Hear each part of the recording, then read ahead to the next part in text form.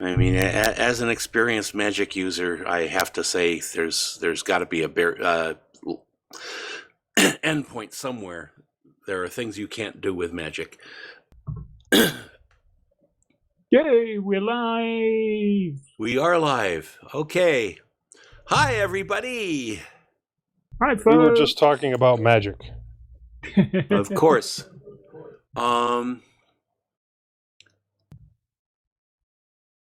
And Tony is in the IRC room, and I am. I don't really see it. Londoner says he's in. Londoner is shown in the room. Thanatos always is in the room, so I don't know if he's actually there. Ditto for Darth Radar. You're there, but inactive. Who? So the only one who is Moss. likely to be there besides me and Tony is Londoner. Hey, Londoner just says gone coming up. through loud and clear.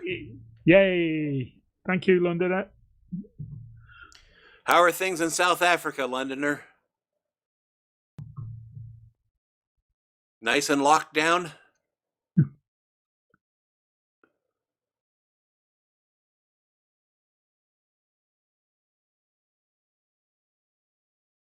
Okay, Joe joined. And you had a problem with him stopping bullets, but you didn't have a problem with him flinging a loop guru a block and a half?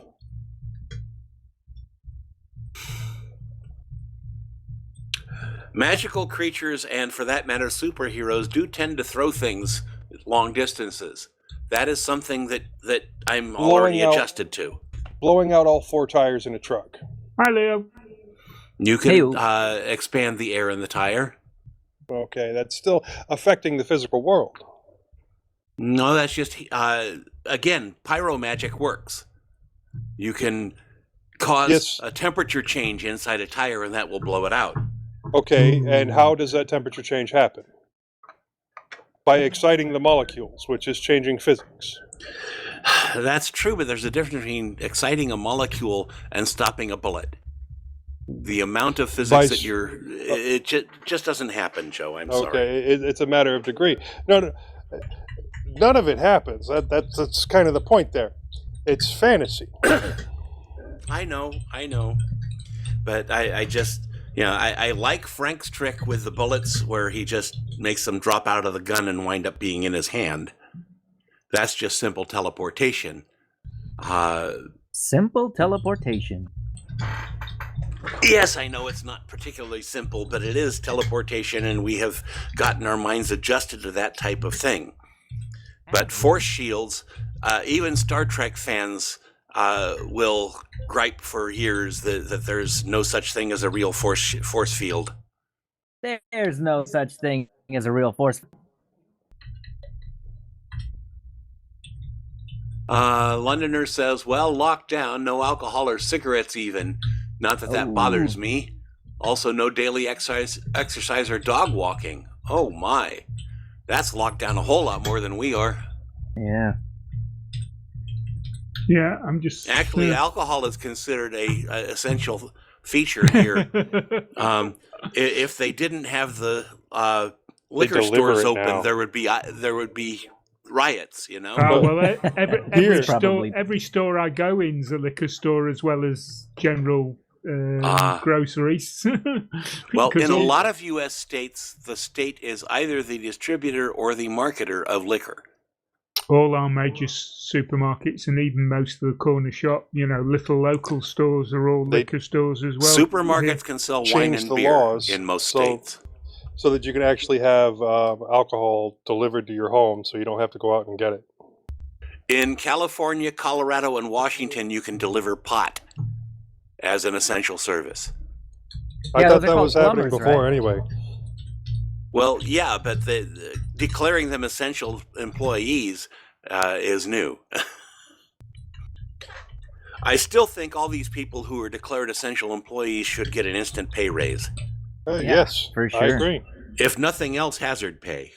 Because the people working at grocery stores and Walmart, they should definitely get a pay raise, especially even if it's just while this stuff is going on. Well, they needed a pay raise anyway. As the meme I posted said, I have a letter saying I'm an essential employee and a paycheck that says I'm not. Yeah. But the whole thing is right now, even if they were to all quit, there's hundreds and hundreds of people that there's 10 million people that lost their job. No. How many lost their job in the last couple of months? That sounds about right. Yeah. We in the UK we've had an additional million people applied for state benefits over and above what would normally be the monthly new claimants. So we had 3.3 million last week. Wow. Yeah, it's pretty bad. Yeah, but you're a country that's 5 times bigger than ours. It's true but still, in a week. Yeah. Yeah, Londoner says that the army are enforcing lockdown with the police, basically only allowed out for food or medical needs. Yeah. Yeah, we haven't quite got that far yet, but it could happen.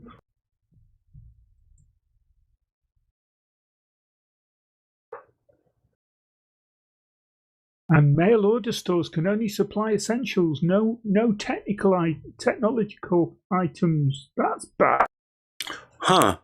I can That's get weird. anything from Amazon. They just say that some things are put on the rush and some things are not.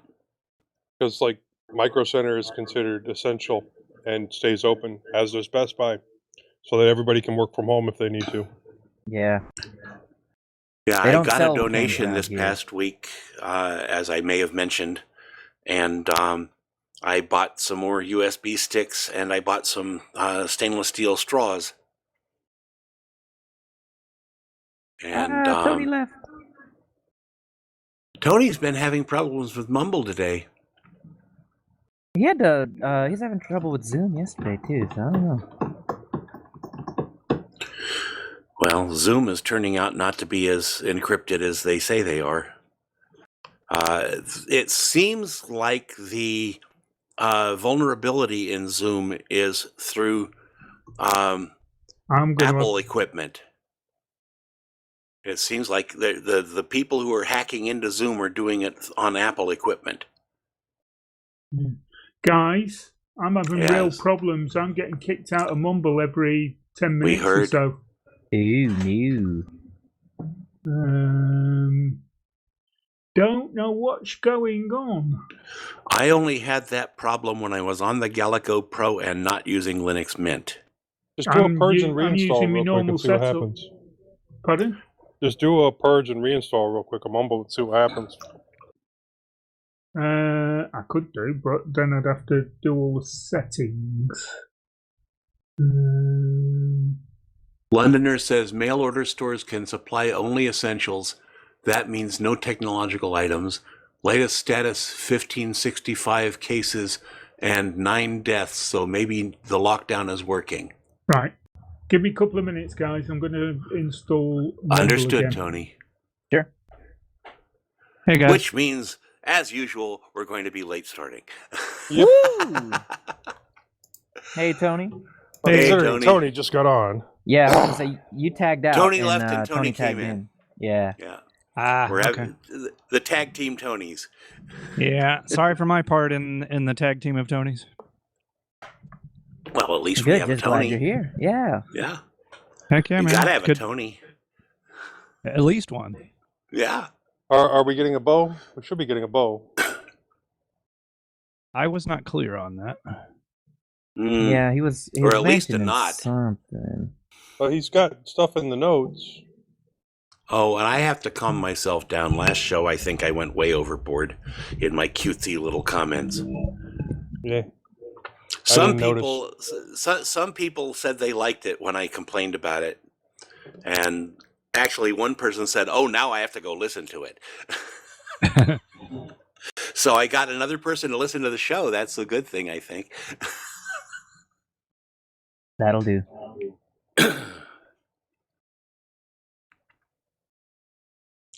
Mosh, you got some echo coming back, I think. I do? Yeah. I don't hear it. Does anyone else hear it? I can hear myself kind of fadey, yeah, in the background when I see a little dude show up.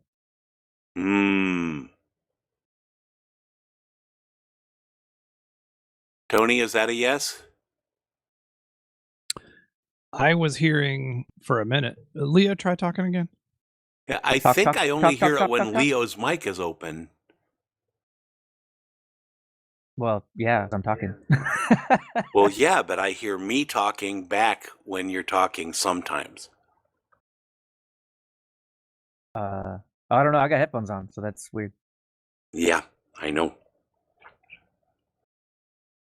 I think it's actually the streamer that was doing it, but that's okay. No, I don't have a mic. I do not hear an computer. echo now. Do you hear an echo now?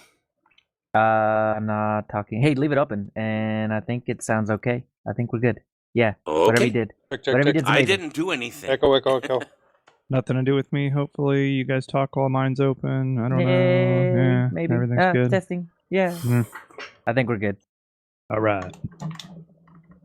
I do testing, but it's hard to get kits. I think it was just the magic of complaining. That was it.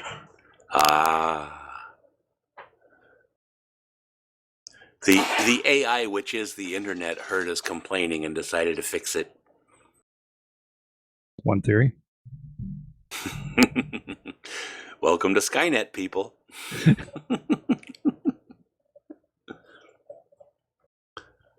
I probably need to wash my pop screen.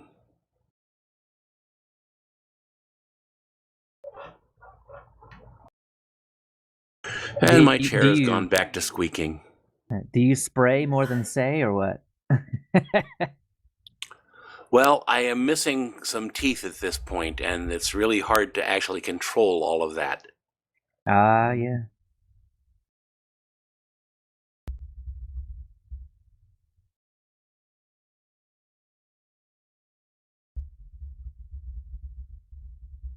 I also have a gap in my upper front teeth like that football player. What's his name? Oh, Michael Strahan. Yeah. Yeah, that's funny. That's a more recent thing. I used to have nearly perfect teeth.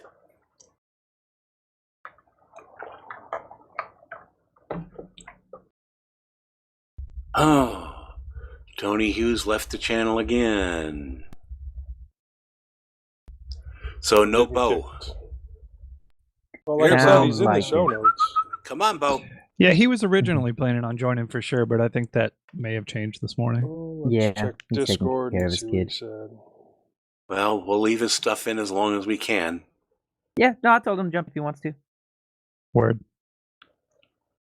Leo, you haven't finished the introduction stuff. See, Moss, when I drop all on that, you usually come to my rescue. First up, and I don't think I think we're missing quite a few things of our feedback. The only thing I see there was stuff I put in. Yeah, I can paste them in there while you guys are wandering. Yeah, I pasted in parts of the discussion between me and Londoner on Telegram, but I've got a bullet point ahead of that and 2 bullet points after it in case we have something else. So what did I do? I fought like hell. I don't know what I did this 2 weeks. Is that Tony Hughes coming back? It is, but I don't know whether it's worked. I went into Synaptic, uninstalled it, and then reinstalled it, but it kept all my settings. I don't know why, because I did a complete uninstall. Well, what Joe said was to do a purge. Yeah, I don't know. I'm not sure even how to do that, so... Terminal, sudo apt purge, file name asterisk. Mumble asterisk. Right. Okay, I'll have to go out again to do that. So sudo apt purge, right. Mumble asterisk. Okay. Thank you. You're welcome. See you when you get back. But at least we know Londoners listening to all our fun. Yeah.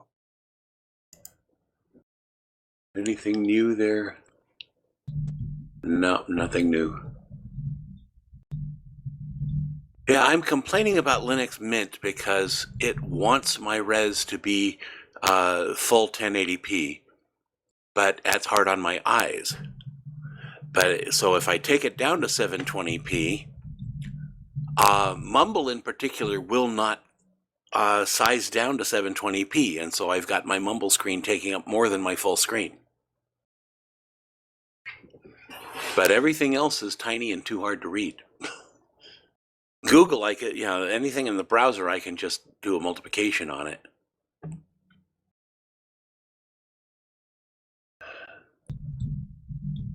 But I can't do that in HexChat, and I can't shrink down Mumble. Which version of Mumble are you using? The latest. 1.3? Help says 1.3.0-1 PPA. I just did that, guys. It still didn't get rid of the settings on Mumble. You had Mumble asterisk without a space? Yeah. Which version are you using? It's 1.2.19. All right. Let's just do it the easy way and install the Snap. I've just done that and it won't work. Flatpak? The Snap doesn't work? That's how I do mine. Oh, then install Well, the I just do PPA. So we are all fighting over how the right way to do it is. Yay! Listen, Right they're way is all the way that right. works. They're all right until they're wrong. Well, in Tony's case right now, it isn't working. wrong. So, have you done a full restart? Did you turn it off and turn it back on again? Have you tried buying a whole new laptop? Using one of your backup laptops. Laptop? Get a desktop. Yeah.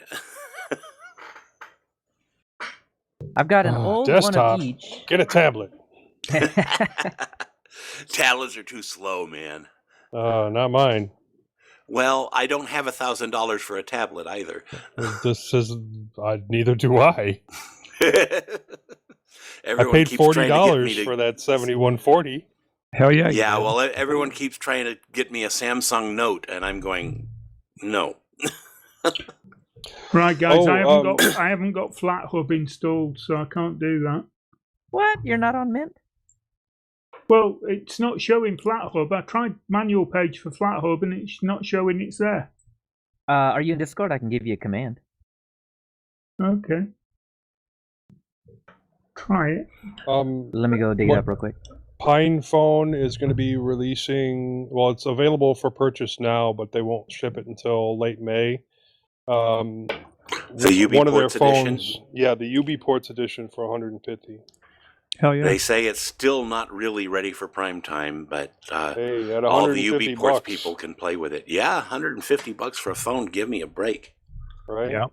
And the article I read said it wasn't quite up to, current standards when it comes to hardware. But Yeah. what was it, 6 gig of RAM? They said that they were having some trouble with the camera and Yeah. and USB, yeah. push over USB. Well, still $150. That, I mean, yeah, my current phone only cost me $160. Slightly used, but like new. It's saying Mumble Stable's already installed. So then hit your super key and type Mumble and see if 2 of them show up. Yeah, there should be a FlatHub one. Right, let me have a look. Or Flatpak. There should be a Mumble and then a Mumble Env. That one would be the Snap, I think. ENV would be the Snap. Flatpak.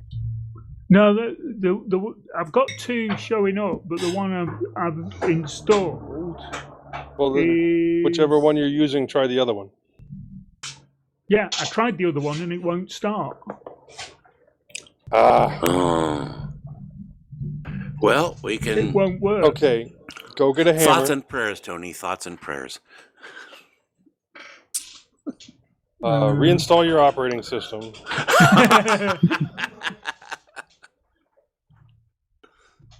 We Well, you will can also- pray for your mumble. If you got the Flatpak one installed, you can run it. So here, I'll put that in Discord too. You just swap the Flatpak install FlatHub with Flatpak run instead. But here, I'll type it out for you. All right, just a minute.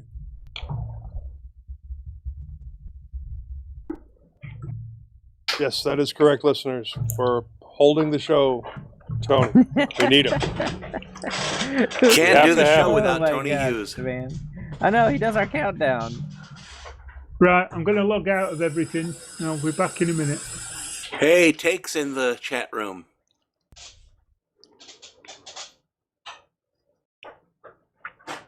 He says hello. What's up? Poirot.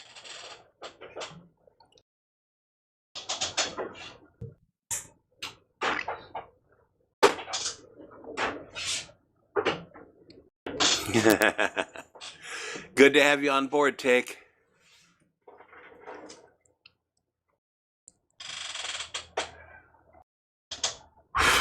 Now, can I control myself this episode? That's a good question. In what way? Take says, just waiting on you guys to get started. Love all the pregame chat. We planned this. Yeah, sorry for the delays. No, that's We're right. having That's problems. right. Tony Hughes is having problems with his mumble, and we don't want him dropping out in the middle of the show, so we're trying to fix it first. And I know he's We're- got a backup machine. We're really just trying out a whole new segment called Escapades and Tony Hughes's. Yes, this is a Sounds pilot like for my our other morning. podcast. This is bonus content. If you're hearing this and you didn't pay for it, you got lucky, I guess. I don't know. Yeah, we forgot to set up a Patreon. We need to get a Patreon up. I get all the money, of course. I do have a sponsor. Yeah, please. Yeah. Look, I've got stickers. Once all this stuff, stops being crazy out there, I might get some of those mailed out. But yeah. So if, Yeah, I wonder if if you're the one of the local few FedEx people is listening still right open. now, yeah, but I'm not trying to. Not right now. Those guys have enough to worry about as it is. Right. I'd actually have to leave the house to send Moss his headphones. See, and that right there is why I would do it over mail, right? You could just put it in the envelope and leave it in your mailbox, and then the mailman takes it. Like easy Now, peasy. out here, you can actually have the post office pick up at your door. Yeah, I think you can here put the little too. flag up. But when you're sending a package, it's a little bit more difficult. If you don't You have to pay like, for the postage. Yeah. Yeah. Well, you You can why usually just- go online, you weigh it, and find out what the postage is, and just put that on and say, okay, that's tough. Print I got out it. and- Yeah, I don't know. Maybe just go buy yourself like 100 stamps and just stamp it. Have as many as you need. just guess. Yeah, and like here you go, mailman. Here's 30 cents for you. You keep that. Yeah, right. Buy yourself something nice there. But I got for the LGs last time I counted. After that last set I did, and then I was able to get a bunch of the older ones working with the MMCX fix.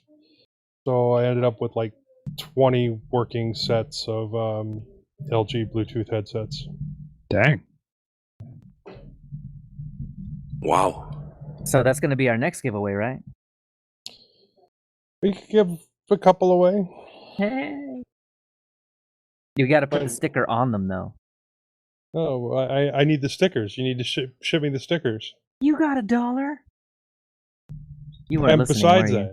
that, no, I wasn't.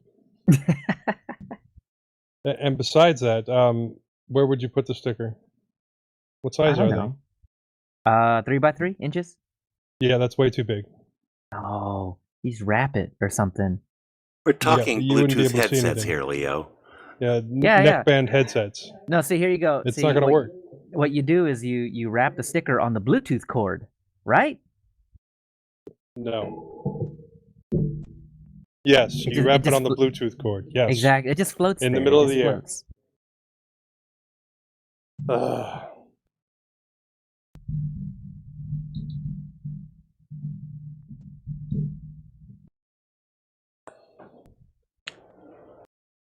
Okay. Although I did order a pair of non-functional Sony XP 700 DTs. It says Tony Hughes is here. He's probably got to do his audio settings. Just Oh. Hey. barely. Just a little low, but Very you're good. faint. Right. Super dim. Let me go in second. Kick that gain up, son. I don't know what's causing it. It's, Either that or, eat the mic. Yeah, well, you're right on you're top way of the mic faint. at the moment. Tasty. Okay, Mike. it's coming up a little bit more. I'm going to turn my mic up. See what you say. Yeah, way up. Way you up, hear me way, now? way. A Oh, little, Sort of, almost. getting better. Turn it up. Tony. I'm on nearly 100% with my mic now. Oh, Well, that's that's sounding not better. bad. That's There you not go. bad. Hi, Tony Watts. The Did I only hear Tony problem Hughes? is There he is. Yeah, we've got everybody that's coming, except unless Bo decides to show up later. He might just poke his head in here for a minute. Maybe. So should we get going? Let's do it. the only problem I've got is I can't record because I'm in the flat hub. It won't recognise any of my drives. Hey, Joe, could you do that for us? Or Tony Watts? Mumble Oh, recording. record the mumble? Yeah. Yes, yeah. please. Give me a second here. Thanks, man. Can never be too prepared. Okay, mumble recording is started. Yay. Okay, so you can hear me. That's all right. Right. Yeah. Okay. My Audacity hope I don't get recording is kicked going to be out. way over the top. Right, we're ready to do 3, 2, 1 record. Yeah, Yep. let's get over here. Yep, I'm ready. Let's record our silence. Okay. Wait, we're doing that right someone's now. got squeaky chair. Yes. Ooh, boy. That's Suzanne across the room. That is the that's- problem with the Blue Yeti mic. I was going to can say, you and that's still why hear we me? buy dynamic mics. Yeah. Okay. Everyone's going, somebody's got a squeaky chair.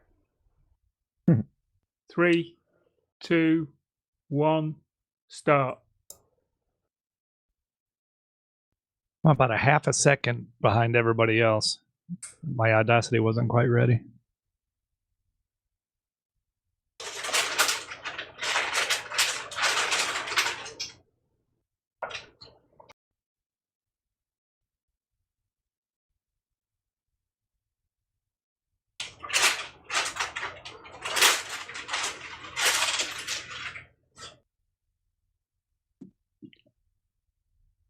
What is all that clanging in the background?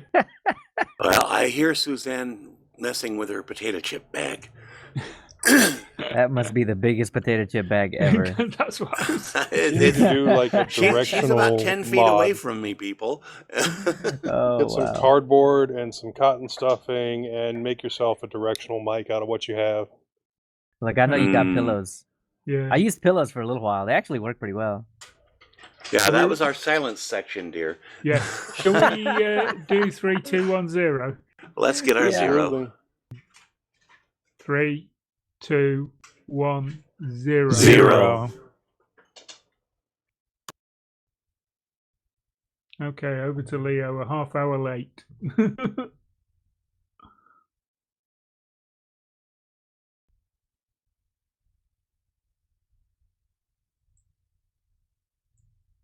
Sorry, massaging chats around our what do you call that?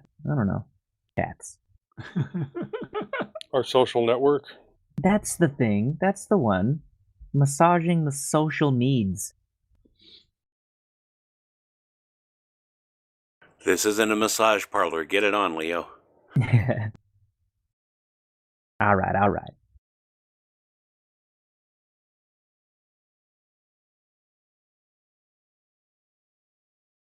Welcome to mintCast episode 332. Welcome to mintCast episode 332.5. Livestream information is at mintcast.org/livestream.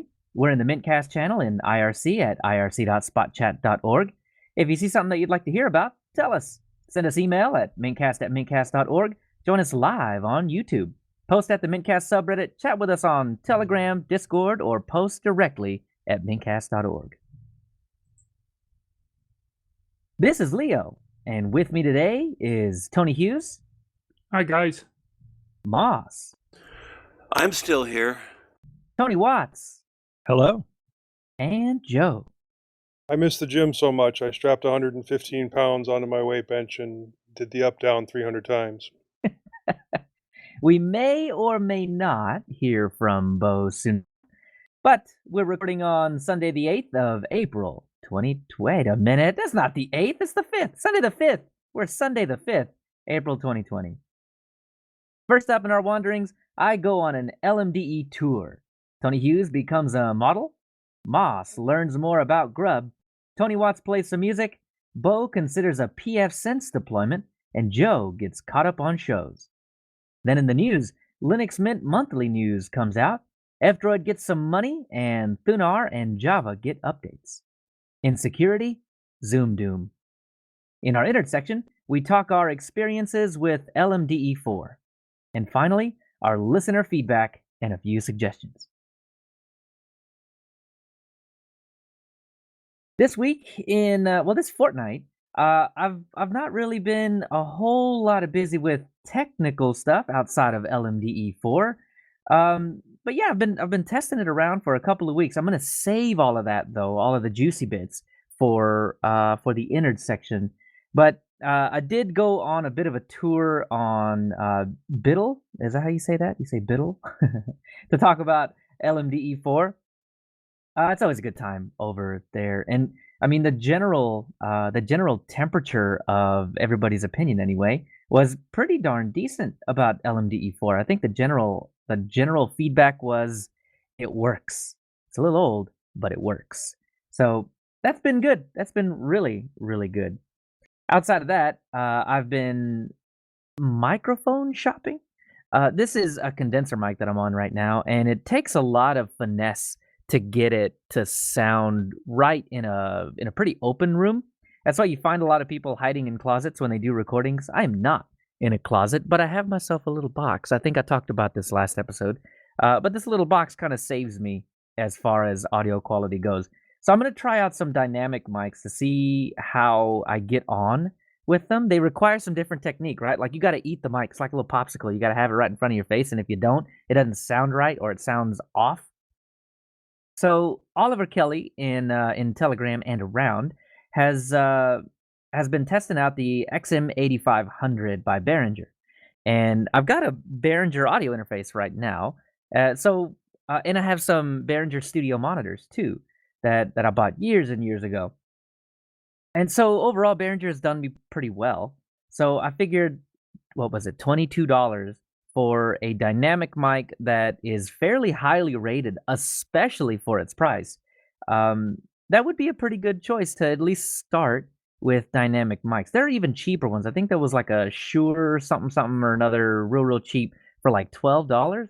But I figured an extra $10 would give me a good quality thing that would really give me an idea how dynamics work. So I wanted to play with that for a few days, if not a few weeks, and then I've been eyeballing the Rode Pod mic for, I think it's $99.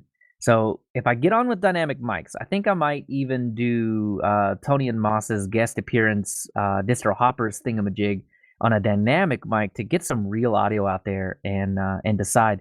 I haven't even decided how I want to record that. I may try recording off both mics at the same time, and then just seeing what happens. So I don't know. We'll have two bits of audio maybe, and see what sounds better. That sounds like we're going to be guinea pigs. Yeah. Well, I will never put you guys in a situation where you get horrible audio. So like I said, worst case scenario, I'll record them on both and give you the better of the two. So No one problem. of them will be good. One of them will definitely be good.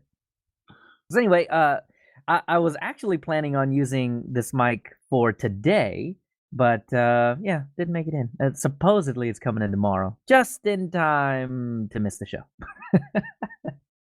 But anyway, that'll give me plenty of time to test for the next show, and I think we'll see how this goes. We'll see how this goes. I may do ourselves a mintcast with that mic and just see how everything sounds, and I don't know if I get a bunch of hate mail about it. Maybe I'll go back to the condenser, or it'll maybe just make me pull the trigger on that pod mic. So anyway, that's pretty much it. A little bit of micing, a little bit of biddling, and that's about it, really. So, Tony Hughes, what have you been up to? Well, apart from playing around with Mumble and trying to get it to work properly tonight, all this... That was a challenge. Yeah, all this lockdown stuff's getting quite serious over here. Police now have the powers to fine people for ignoring new regulations about when and where you can go during the day.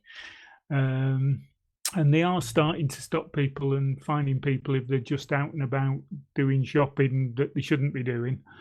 But there has been some criticism about the consistency of approach from various police forces. But anyway, things are starting to settle in. So Linux-wise, as you said, Leo, I've been playing with LMDE4, and both yourself and Joe joined me on Biddle for the last couple of weeks, and we've been having a chat about that, but more about LMDE4 later on. So I've been using some of the extra time I have now that I'm not going to the gym 2 or 3 times a week to do some more cooking. And last week I made some homemade sauerkraut. I love sauerkraut, and the homemade stuff has the health benefits that you don't get with the jars from the supermarket. Oh man, we gotta have some words about the sauerkraut business. I prefer I kimchi. love me some sauerkraut. No, kimchi all the way. Yeah, well, sauerkraut and kimchi are very similar, and you can That's why I pimp brought it it up, up. but putting chili in it and all that. Brilliant. That's the ticket. Yeah. So I've also been continuing to play with me die-cast cars and models. I'm currently taking things apart and stripping paint and stuff like that in preparation for starting to put a few back together and repainting them when the weather gets a bit better, because I like to do the spray painting outside, because the paints are a little bit, the fumes are a little bit strong, and even my little portable spray booth, the extractor's not particularly strong, so it doesn't completely cure the issue. So hopefully when the weather improves a bit, which hopefully this week it's actually going to be quite nice with some light winds, I might get a chance to put a few together and get a few nice ones back on the shelf on display. But apart from that, chatting on Biddle, going on Zoom and all sorts with various other things I'm doing. That's how I've been keeping myself occupied. So, Moss, what have you been doing? Well, hang on, wait. Before we jump into that, I saw this picture of some of that bread that you made. Oh yes, I love me bread. So, Look nice. Yeah, you've inspired me, Tony, and I don't know why I never actually mentioned this because you're the resident baker here, but I did actually have some yeast in the closet, pantry, whatever you call that thing, and I tried my hand at making some bread, and it turned out really, really good. Just basic white bread, nothing fancy, but it came out fantastic, and I think I'm gonna keep doing it. It's really we'll get you making sourdough next. That's so your really yeast good. came out of the closet. Is that it, Leo? That's true. That's true. And then I threw it straight into some warm water. Yeah, I had some yeast in the cupboard, but because I've got a sourdough starter, and that's what I've been using recently. A friend of mine who lives around the corner, who's a baker, couldn't get any yeast, so I gave him the yeast that I had in the cupboard. I think, and I know you and Josh were talking about it maybe months, maybe even years ago, but the Great British Baking Show. Oh, yes. Yeah, me and my wife have been watching that, and I think that was the last straw, right? Like, I keep seeing all the bread that you make, and then I started watching that show, and then there's so much bread in it. Yeah, I couldn't help myself. I just had to make a loaf, and it came out really well. Oh, great. No, the more the merrier. The problem is at the moment is once my bread flour runs out, is trying to get some more, because they've stripped the shelves of all of the bread flour and flour in general. I went in what do you call it over your place? Walmart.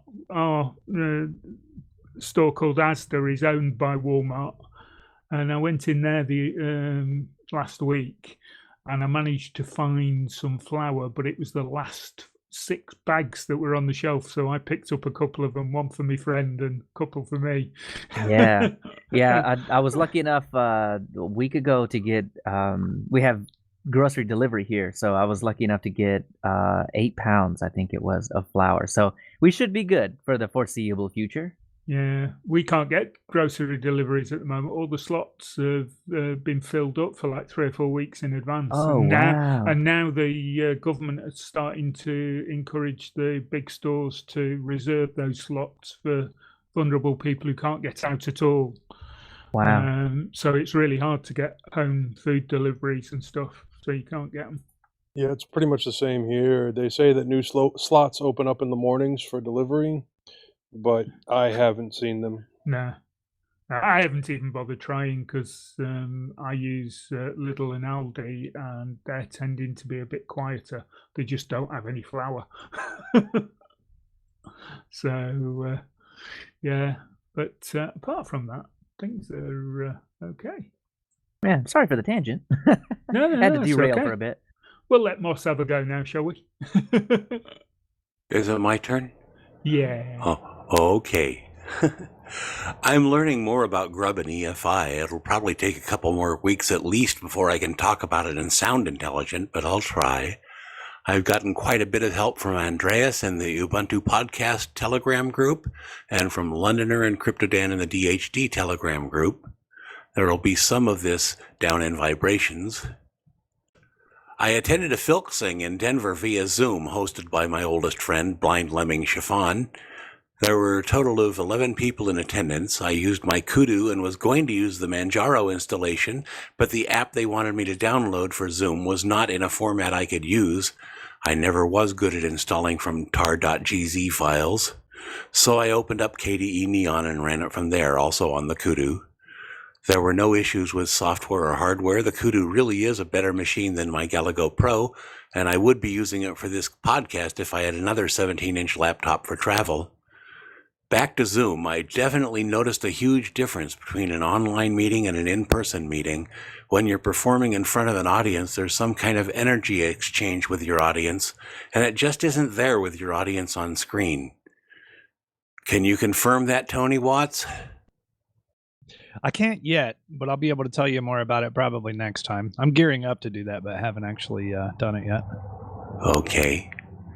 I tried installing Molvat on OpenMandriva using the RPM package created for Fedora users and found it had several dependencies missing. I've got that in the show notes. There are 3 files apparently that it needs. I'm not sure how to go about adding those. I can try the usual installation processes, but I don't know what to do if that fails, and I've tried things like this before and it did fail. Okay. I installed Ubuntu Mate 16.04 just for the halibut. It was interesting to see kernel 4.4 again. After a few days, I attempted to upgrade to 18.04 using the normal upgrade path. It took a very, very long time, and I had to leave it running to go to work. When I came home, it hadn't quite reached halfway and had frozen. I couldn't unfreeze it, so I rebooted. It didn't reboot anymore, so I reinstalled it. I was just going to leave it alone, but after input from the Distro Hoppers Digest Telegram group, I tried it again last night and experienced the same issue, although at a later point in the file's installation procedure than before.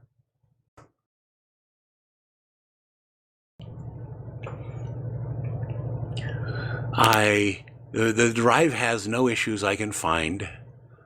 Either I have had a bad ISO burn or my machine is subtly damaged. I installed Manjaro on it after that happened, and it installed cleanly and runs. But just before the show, I decided to replace KDE Neon on my Kudu with Linux Mint 19.3 Mate. Everything installed fine. Then I went to check my other boots. There are a total of 3 distros on this machine. OpenMandriva 4.1, OpenMandriva 4.1, Manjaro, and now Mint. OpenMandriva booted fine, but when I selected Manjaro on the grub menu, The screen went black and there was no further disk activity. I couldn't even do a 3-finger reboot. I had to hold down the power button. I talked to the members of a Telegram group, and other than one person saying he felt Grub Customizer broke it, unproven since 2013, I got no help. I went back to Mint and ran sudo update-grub, but that didn't change anything. I will reinstall Manjaro after the show today. Please note I am not doing this on my production machine. This is on my travel machine. And I've just found the Linux Mint Telegram group, apparently not related to Mint in any way. It's a smallish group, but it has allowed me to expose our podcast to another group of probably interested people. Suzanne and I are almost done reading Grave Peril, the 3rd or 4th in the Jim Butcher Dresden Files series. We have the next book queued up already. I'm disappointed in the use of magic to stop bullets. It's not like Frank Turtle-Theron's trick in Demon Squad, but an actual force field, and being an experienced magic user, I don't find it realistic. Otherwise, we are greatly enjoying the books.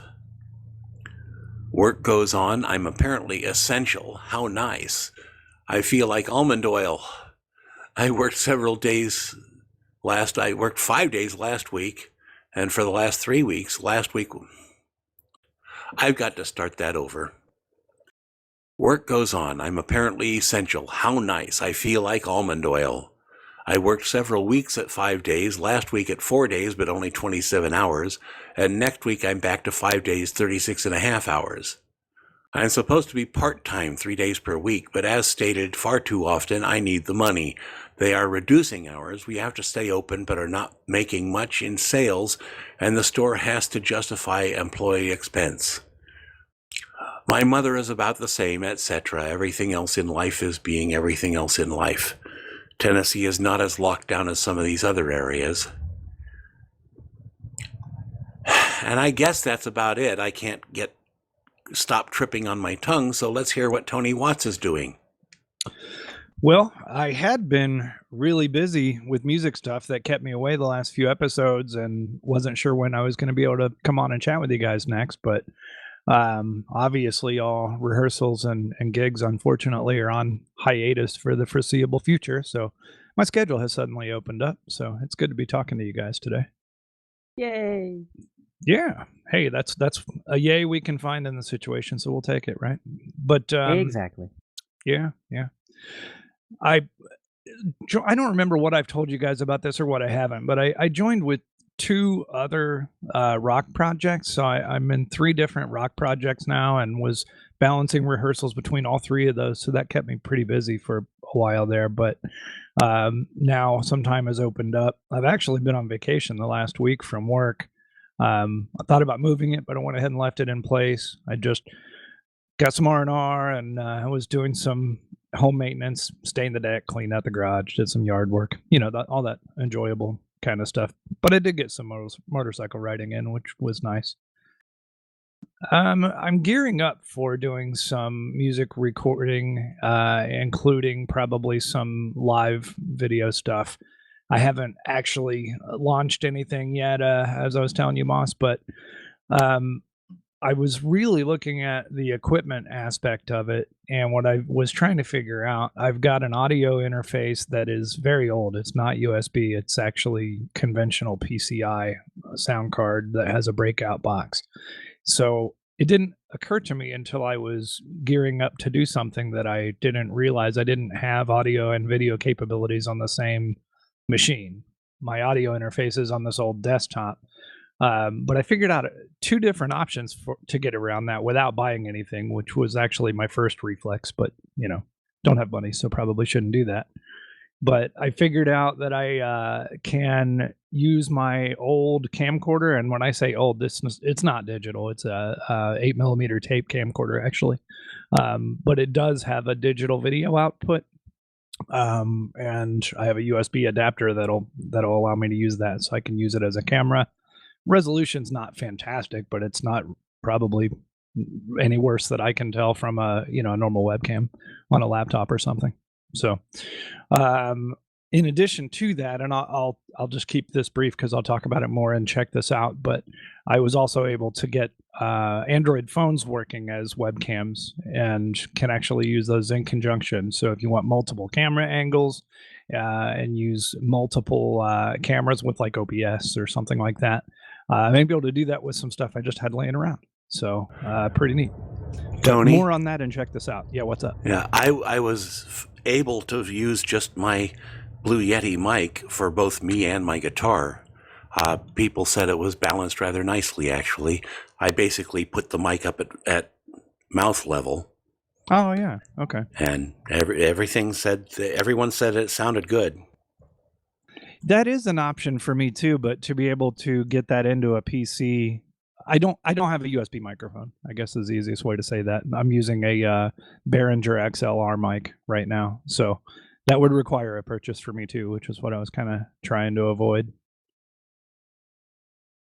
I bet that would work well though. Placement. Just find a used Blue Yeti, you know? Yeah, if I'm going to buy something, it's going to be a USB audio interface. That's really what I want, but I'm just going to get the job done with what I have right now, and I may still purchase something later, but I think it would be an interface before it would be a USB mic, probably. Hey, since you got new monitor headphones, you can send me your old ones, right? Yeah, let's talk about that. Let's see. I guess I can stop with the audio video stuff I was talking about and jump right into that. I did get some new headphones. I'm using them right now. I got a Audio Technica ATH M50X set renewed on Amazon. So these are normally 150. I got them renewed for $100. So yeah, the old ones that I've got, I still want to repair them. They're the most comfortable headphones I've got by a lot, as opposed to these Audio Technicas are still getting broken, so that's probably part of it, but they're not as comfortable to wear for hours at a time. Plus those other ones are open back, so if I can salvage them and use them still, I probably still will. My audio interface has 2 headphone outs. It's not like I want to keep them. Oh, right on. Yeah, let's talk, because in addition to those headphones, actually, I've got a whole bunch of broken stuff that I could probably send your way. That would be great. Yeah, cool. Including some headphones, but some other stuff. But the Audio Technicas are nice. I'm liking them so far. Yeah, I'm kind of jealous, man. Those are nice. Those are nice games. Yeah, I like them. It was I used my birthday present to get these, so that was how I was able to justify that one. Yes, So. I'm never really been a fan of the monitors. Yeah. Because of I know it's, true sound and flat. It's not emphasizing anything, but I tend to like a bit more bass. So Ditto. And I really struggled with the decision, actually, because I was looking at some headphones that would have been a little more fun for just listening. But ultimately, I'm going to be using these, right. You're actually making music, so exactly, yeah. So that's kind of the responsible thing to do. But what I have done is use EQ to bump the bass up if I'm using these on my phone or a computer, or anything where I'm just casually listening to music. But Leo, I think I need those velour pads. I'm trying not to add more money to this purchase, but I heard you talking about those last episode, and I think I might want them. It's absolutely worth the $20. I mean, if it'll fit, and this is actually for those ATH N50X, whatever those are. Yeah. These are for those, and they're so nice. They're still so nice. I haven't had any complaints about them. If you're willing to wait a month or two, you can probably still order it from eBay from China and pay, $5 and just wait forever for them to show up. Oh, totally. Yeah, I'll probably do that. Really, I'm trying not to abandon the factory pads right now, because they're in need of being broken in, really, and I want to see how that process goes. They were a little stiff at first, but they're already loads more comfortable than they were when I first put them on. So I'll try to keep moving here. A couple other fun things. I picked out laptops for a couple of friends recently, and they were very different situations. A good friend of mine that's a musician as well, and he was on a bit of a budget, just wanted something that works to get some work done. He's got a website he wants to keep updated. He has a desktop computer, but he also has a new baby at home and needs to be able to work in different areas of the house and move it around and whatever. So I pointed him to a ThinkPad T450S on eBay. And for the low price of $220, he got that in excellent condition, and it also came with a laptop bag and a docking station. So Okay, I just want to say I'm really jealous of that too. I paid twice as much. It was a couple of years ago, sure, but I paid twice as much for no docking station or any of the cool goodies that came with that. So that was a steal. That was a good pickup. yeah, he was real happy with that. $200 is not a lot of money, and the machine is running great. I was looking, and it's really pretty amazing. You can get, if you are really pressed for budget, you can get T430s all day long for like $120. So that's a great deal. Definitely. I love my T450S, man. I don't know that I'll ever get rid of it. Even if I ever upgrade to a 470 or 480 or, something totally different. I don't know. But I don't know if I'll ever get rid of it. It's just such a nice piece of kit. Well, the one thing negative about the T450S is that chiclet keyboard. Oh, I love it. I know, but I love it. It's so squishy. The 430 keyboard was a lot nicer. I can definitely believe that, but I have a 2013 Mac. I've got a cheap HP Stream in front of me. I've got mechanical keyboards all around the house, and I keep coming back to this keyboard. It's got its quirks for sure, but this keyboard is probably one of the nicest that I own. So. Just to say, a T430S that I was following on eBay, just for a bit of a laugh to see what it'd go for, went for £165, which is well over $200 over here. So $120 for the 430 is a really good price over your way. Yeah, definitely. I had another friend that was in a very different situation and didn't mind throwing out some money. Budget was $1,000, and basically I just said, get above these specs, and kind of threw out. I said you want more than 8 gigs of RAM if you can, and get an SSD. 512 gigabyte is probably good. Try not to go under that, and just threw some specs out there. And I was like, otherwise, see what grabs you. And she ended up getting an Asus VivoBook S512 15-inch. It looks nice. I haven't actually seen it in person yet, but I kind of helped with the recommendation a little bit, or at least guiding a little bit. But it's got an i7 processor, 16 gigs of RAM. GeForce MX 250 internal. It's a real thin, light ultrabook. So, yeah, living vicariously through other people's laptop purchases, I guess. All right, guys, I finally tried out Maru OS. I've got a Nexus 5X laying around, and I didn't do this when we did our mobile stuff way back because I don't think I had this phone at the time, but this is interesting. So I finally got to try it because I didn't have to purchase any special cables. That held me up last time when we were doing our mobile stuff when we first joined this podcast. I had a Nexus 5, but you had to buy a special cable just to do Maru, and I wasn't going to buy it just to test that. But I have a 5X now in the house, and the Nexus 5X actually works with a Chromecast instead of a cable to HDMI. And I don't think it actually supports HDMI at all. It's got a USB-C port in it that I think does USB 2.0 and doesn't support HDMI. But you can throw the video to a Chromecast, and it works really well. I was really impressed.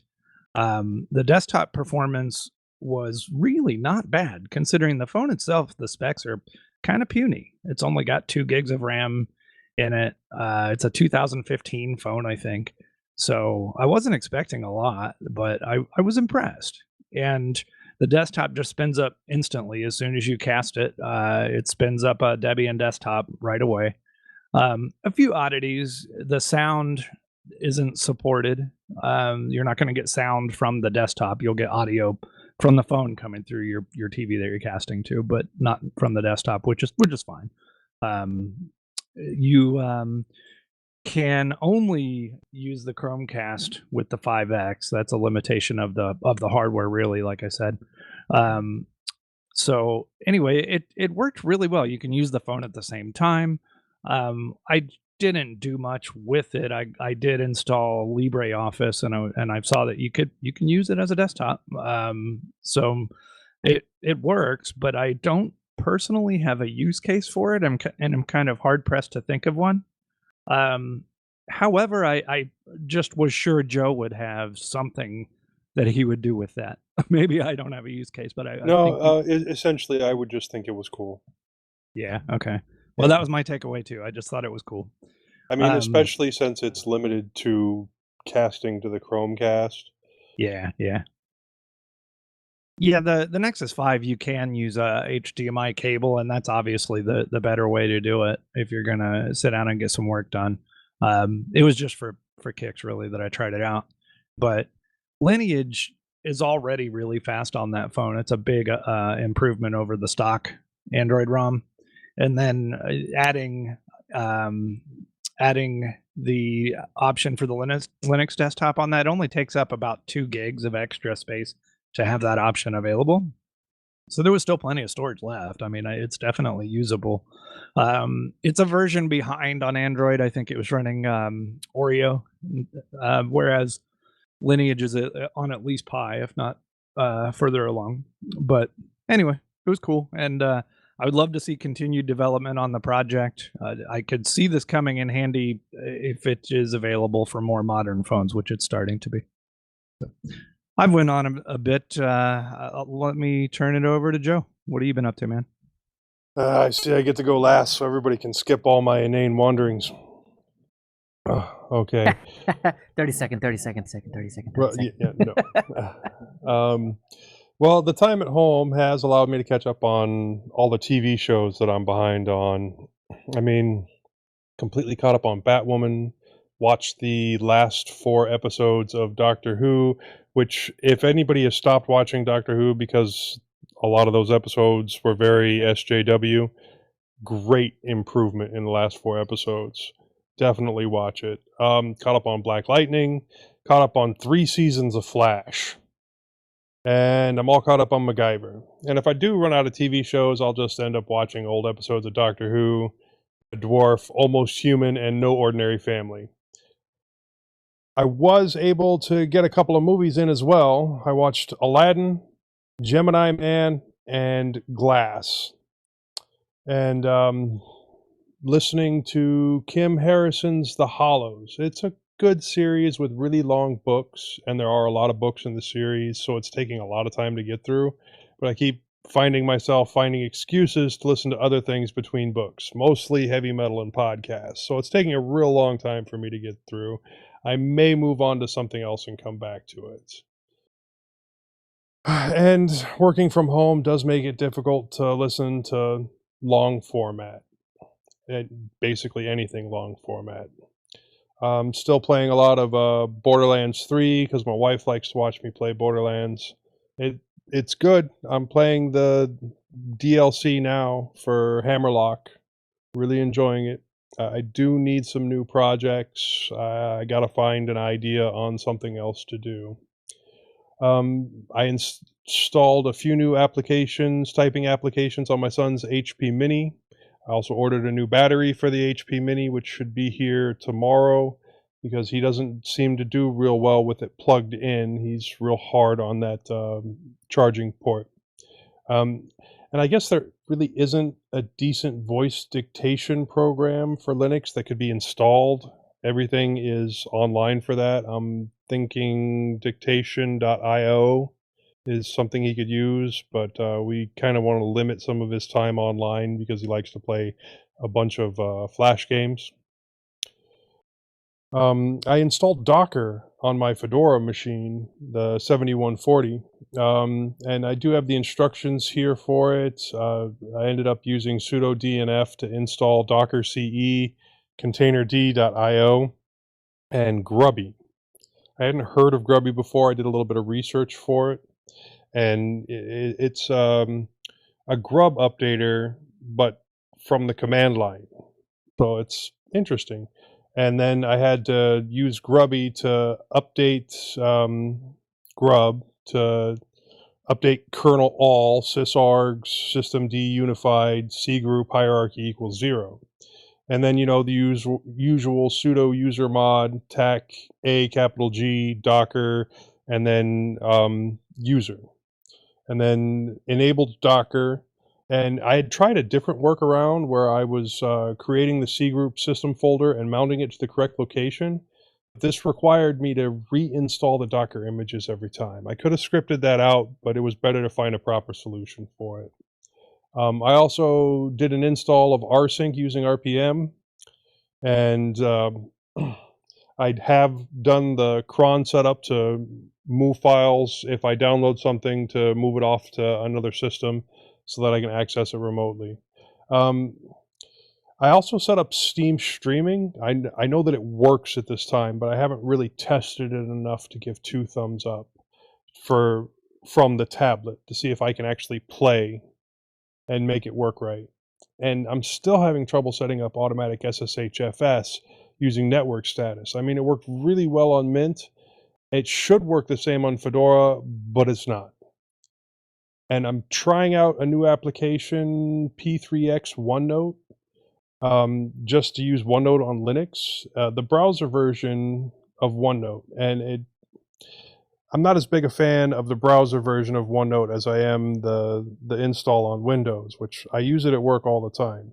But it's an easy package to install, and it turns out you can also use Word from the same install. And I might be able to use that instead of having to install Windows on my kids' devices. Because if they can use Word, then there's no compatibility problems.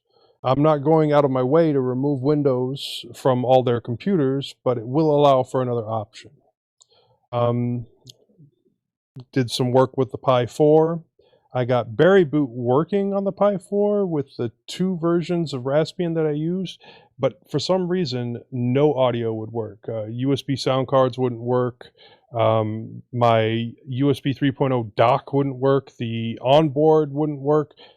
It would not acknowledge that audio existed. So after I got that working and found that audio problem, I switched back to the other SD card, which still had the full install on it, and I was able to get Netflix working. All the DRM stuff should be working on there, at least for now, till Netflix comes out with another fix. And it's working with audio, and I have included the link to the instructions that I used. It's actually not that difficult. It involves downloading the Chromebook version of Chrome, if that makes any sense. And that repurposed laptop screen that I am using as a screen for it, I bought the adapter and have it all working. The viewing angle is really, really bad. So I'm thinking about switching to something else. So maybe I'm going to look for another one of my old laptops. I have one. I think it's a Toshiba laptop, 15 inches, so it's smaller than the 17-inch one I'm using. But if the viewing angles are better, I might buy another adapter and redo it all over again and see how it looks with that. And that's really all I've been up to. Very, very On to the cool. news. Yeah, on to the news.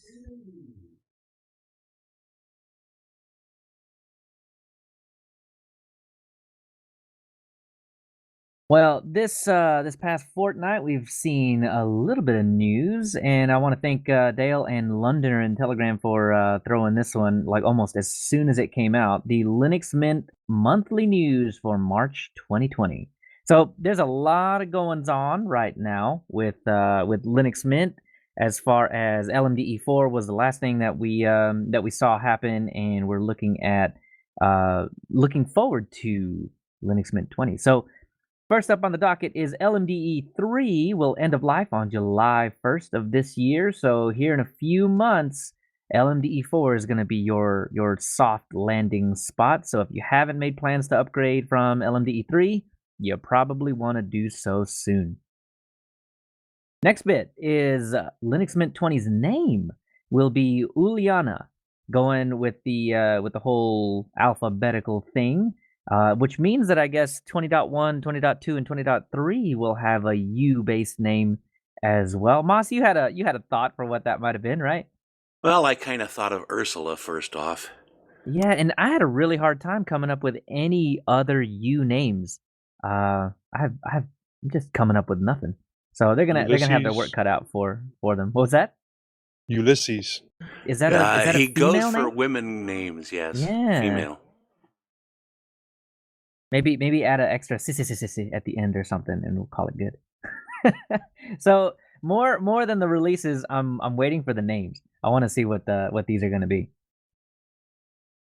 So there's been some issues with indicator notifications in the system tray for Electron apps, and Whoozy in Telegram has been having some issues with this. I don't know if specifically with or if the system tray icon is what's really causing the overarching issues of the crashes, but I know that at the very least they could look better, and that is something that is coming in Linux Mint 20 and some of the cinnamon updates that we get around then. So so far, maybe at least some improvements. As well, I think the flagship feature of this entire thing is going to be better Nemo performance. So I don't know if any of y'all have gone into a directory with like hundreds or even thousands of pictures or audio with a bunch of the cover art built into them and all of that. Well, it's sad to say that at least right about now, when the directories are large, Nemo chokes on those. Not fully, but Nemo will go unresponsive depending on how many images it's having to process. Well, they're swapping to a lazy load of a thumbnail. They describe it a little differently, but I know it as lazy loading, which means that the content will be there. You'll be able to scroll through it almost instantly, and then after the fact, it's gonna start loading in all of the images and all of the thumbnail and all of that other kind of stuff. So you will be able to get at your data faster instead of having to wait for those thumbnails to come up, which is fantastic. That's much needed, I think. Waiting on getting at files it's pretty tough. So the other thing is Warpinator is still progressing. So, fixes to Warpinator, that's great, awesome. I'm actually really excited to test it out, but it still needs a name. So if you have not tried to take a hack at naming this thing at Linux_mint and on Twitter, and let them know what you think the name should be. I had forgotten somebody in Telegram had made a Transminter. That's what it was. I want to say that was Whoozy as well. Correct me if I'm wrong in Telegram, but someone, I think it was Whoozy, said Transminter. Honestly, it's pretty good. Transminter is pretty good. So, do you guys have any suggestions as to what Warpinator should be called, or should we just call it Warpinator? Warpinator works for me. I don't know. It's kind of cool. It reminds me of catchy. Yeah, it's got like a Star Trek-y vibe to it. I feel like. And to continue the Star Trek thing, girl's name beginning with U or Hora. Ooh, that's right. I just checked out on the web, and that came up as one of the names. I just posted a Disney link of girls' names starting with U. It's in the show notes, people. All right, that's cool. I do kind of feel like Uhura is going to happen. Oh, definitely. We can hope. As far as your eyeballs are concerned, there are gonna be a number of color tweaks in themes. So the pink is more pink. The blue is way more blue. I'm actually really excited for the blueness. That is something that that's the theme that I use. The Linux Mint green is great and all, but I always, within a day or two, if not immediately, swap it over to the blue theme. And the tweaks to this, it's just brighter.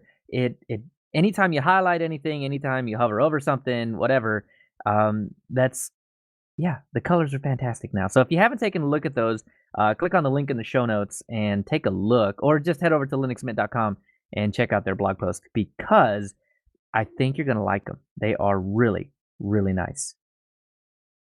So in the link that Dale gave us in Telegram was it mentioned, I think it was Foss, whatever, article, and it had mentioned that there was a release date. And then when you scroll all the way down to the bottom of the article, it's like, hey, so for the release date, there's not one. Yeah, we knew that. But anyway, I would suspect, and this is a full-on guess, that we're going to be seeing Linux Mint 20 about early June. That seems to be about the general timeline that we're talking about. But if it's earlier, I'll be happy. If it's later, I'll still be happy. It doesn't matter when it drops. I'll be waiting for it. But in the meantime, I think we're going to talk about the Ubuntu 20.04 beta a little bit later. I might be running that. So we'll see how that goes.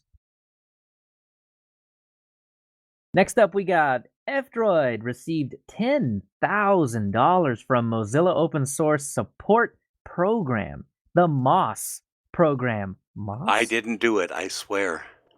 If I had $10,000, I'd be a lot happier than I am.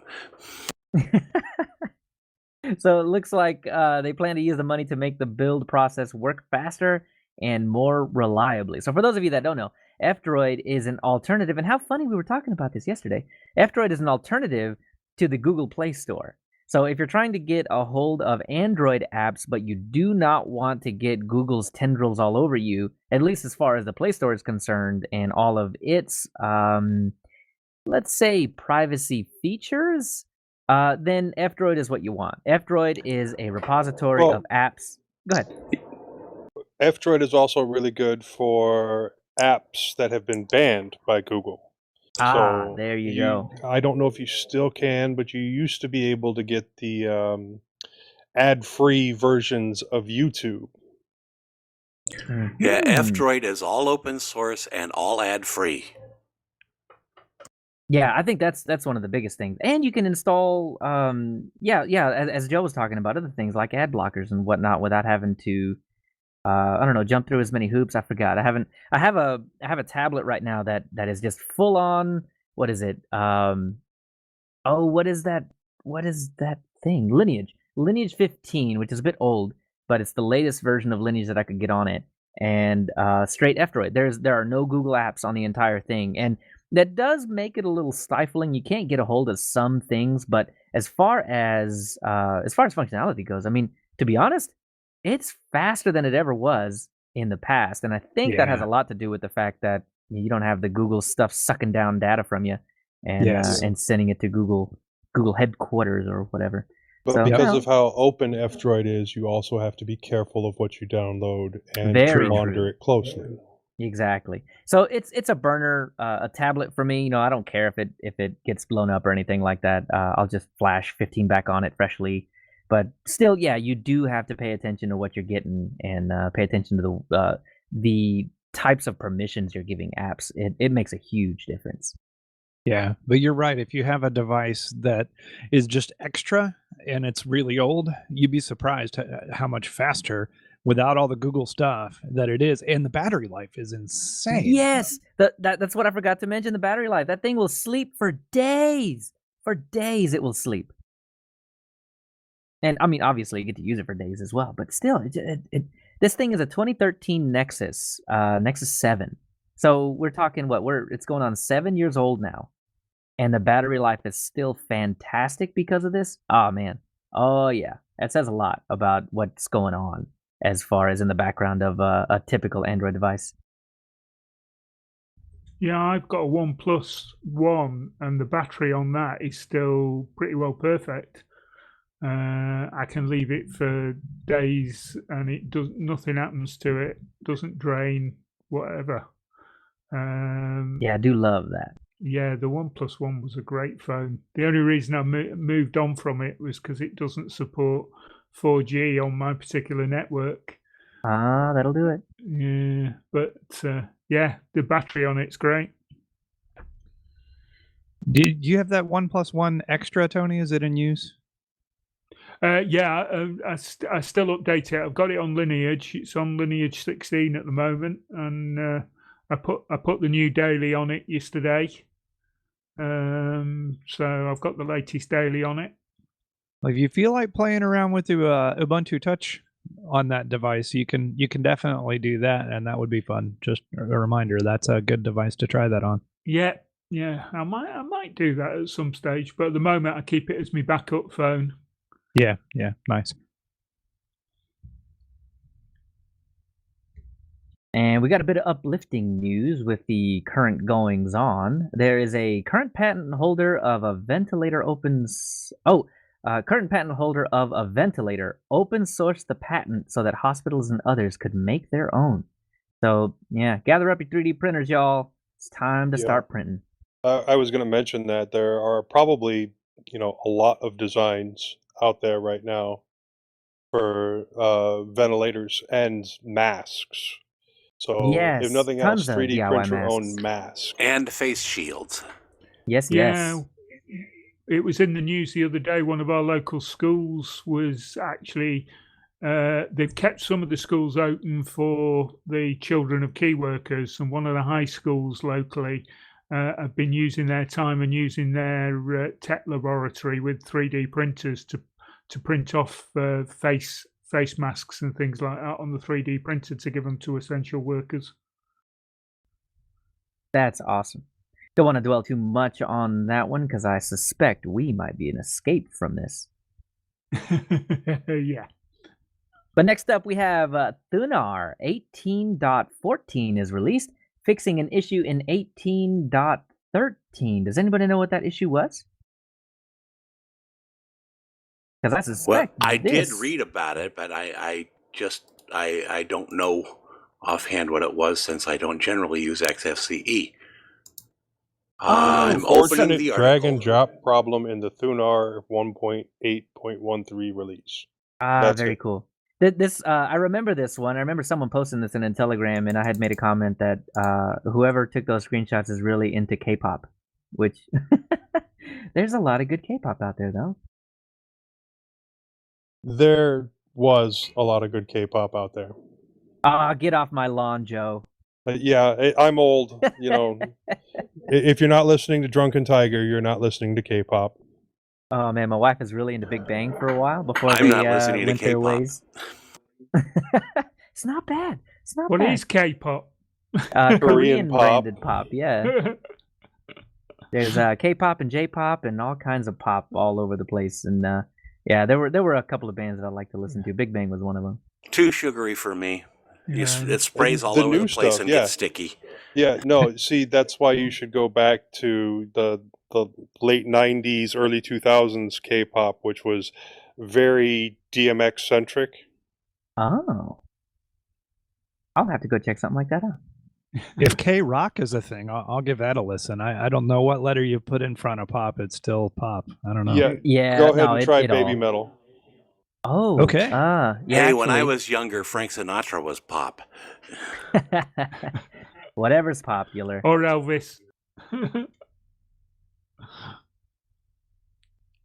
All right. Well, next up, Oracle announces Java 14. So that's great. This is actually quite cool. I hope Java has fixed a lot of the performance issues in Java. I don't know. It's never ran amazingly for me. Once you get it going, it's fine. But that's good. Java 14. Cool. The article in the show notes is from its FOSS. Yeah, and they give you a few instructions on how to install that. If you're trying to get onto the new Java, if there's features of some stuff that's just not working, or it's telling you need Java 14, there are some instructions there to get you going. And finally, Ubuntu 20.04, the beta, is released. So who's jumping on it?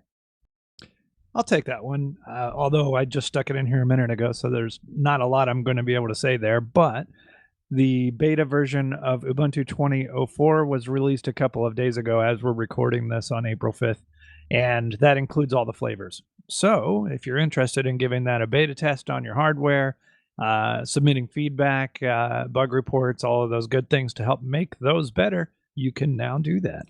And Yes. 5.4 kernel LTS.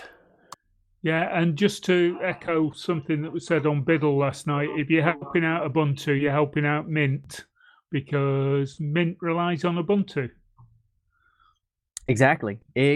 So if you find something crazy going on with G settings, it'll fix it in Mint as well. It'll all flow down. So definitely give it a spin. I think I'm going to do the same thing. I'm going to do the beta thing, and I think I'm going to do the beta thing on this laptop here. Cross your fingers. But this has all been really fortuitous for me. It's all worked out to the point where if I somehow blow this laptop up, I've got my backup HP Stream little device that I found out over the weekend works really well for Audacity, for Zoom, for a bunch of other things. And if I had to do a recording on it, I could, and it would come out okay. The only thing that would blow it up is storage. I think that thing has like 16 gigs left on the entire device, which is not a lot, but I can get a FLAC out, that's good enough. Cool. So I'm gonna give the Ubuntu beta a go. I want to let it roll into the stable and then just keep using it. I want to see how long I can get along with it. This is, I think I'd mentioned this on a previous show, but I want to get to the point where I'm using my time to, as we were talking about, help the community out a little bit. So submit a bug report or two if I come across anything. But I just wanted to see how well I could get along with Genome. I don't know how many times on this show I've said I hate Genome, but it grows on you. My Fedora days, these past couple of months, it's grown on me quite a bit. But I'm excited to see there is GNOME 3.36 is a lot faster. That's what tipped me over on this. Like, all right, if I can use GNOME 36 and it's a lot more performant than it used to be, then I can get away with this. As Moss said, Linux 5.4 is the long-term support kernel, makes it a whole lot easier on the Ubuntu guys to patch this, patch the kernel. The new lock screen, which is pretty fantastic looking. They've got a new dark mode setting. You've got your light, your standard, which is, black title bars and white everything else, and then your dark everything. They also have made some really cool theme tweaks to this as well. So really, really cool.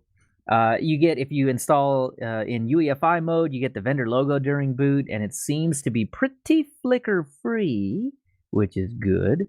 And while WireGuard did not drop in the kernel itself in 5.6, you're going to be getting it in Ubuntu 20.04 LTS out of the box. So this is going to be cool, as well as ZFS support. So a laundry list of cool things that you can check out on Ubuntu 20.04. I think we can banter about it in Telegram or wherever. But yeah, it seems to me Ubuntu's going to be a good one. This is going to be a really good LTS release, and as I'm hammering it away, but Linux Mint 20 is going to be built on Ubuntu 20.04. So dive in if you have the extra hardware, if you have the extra hard drive, dive in and give it a test.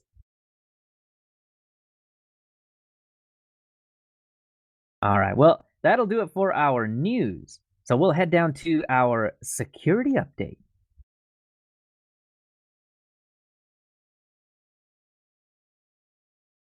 Well, in this security update, I want to start off by saying thank you, Peter Jones, for sending this one in. I did a little digging on it, and man, this is some drama, ain't it? So we have Eric Yuan. Okay, I'm just going to leave it there. The Zoom's founder promises fixes for security issues. So this is a BBC article that was that Peter linked to us, and basically kind of gives you the timeline of it. Zoom has been amazingly popular over the past couple of years, especially during the pandemic, has really seen a surge in usage.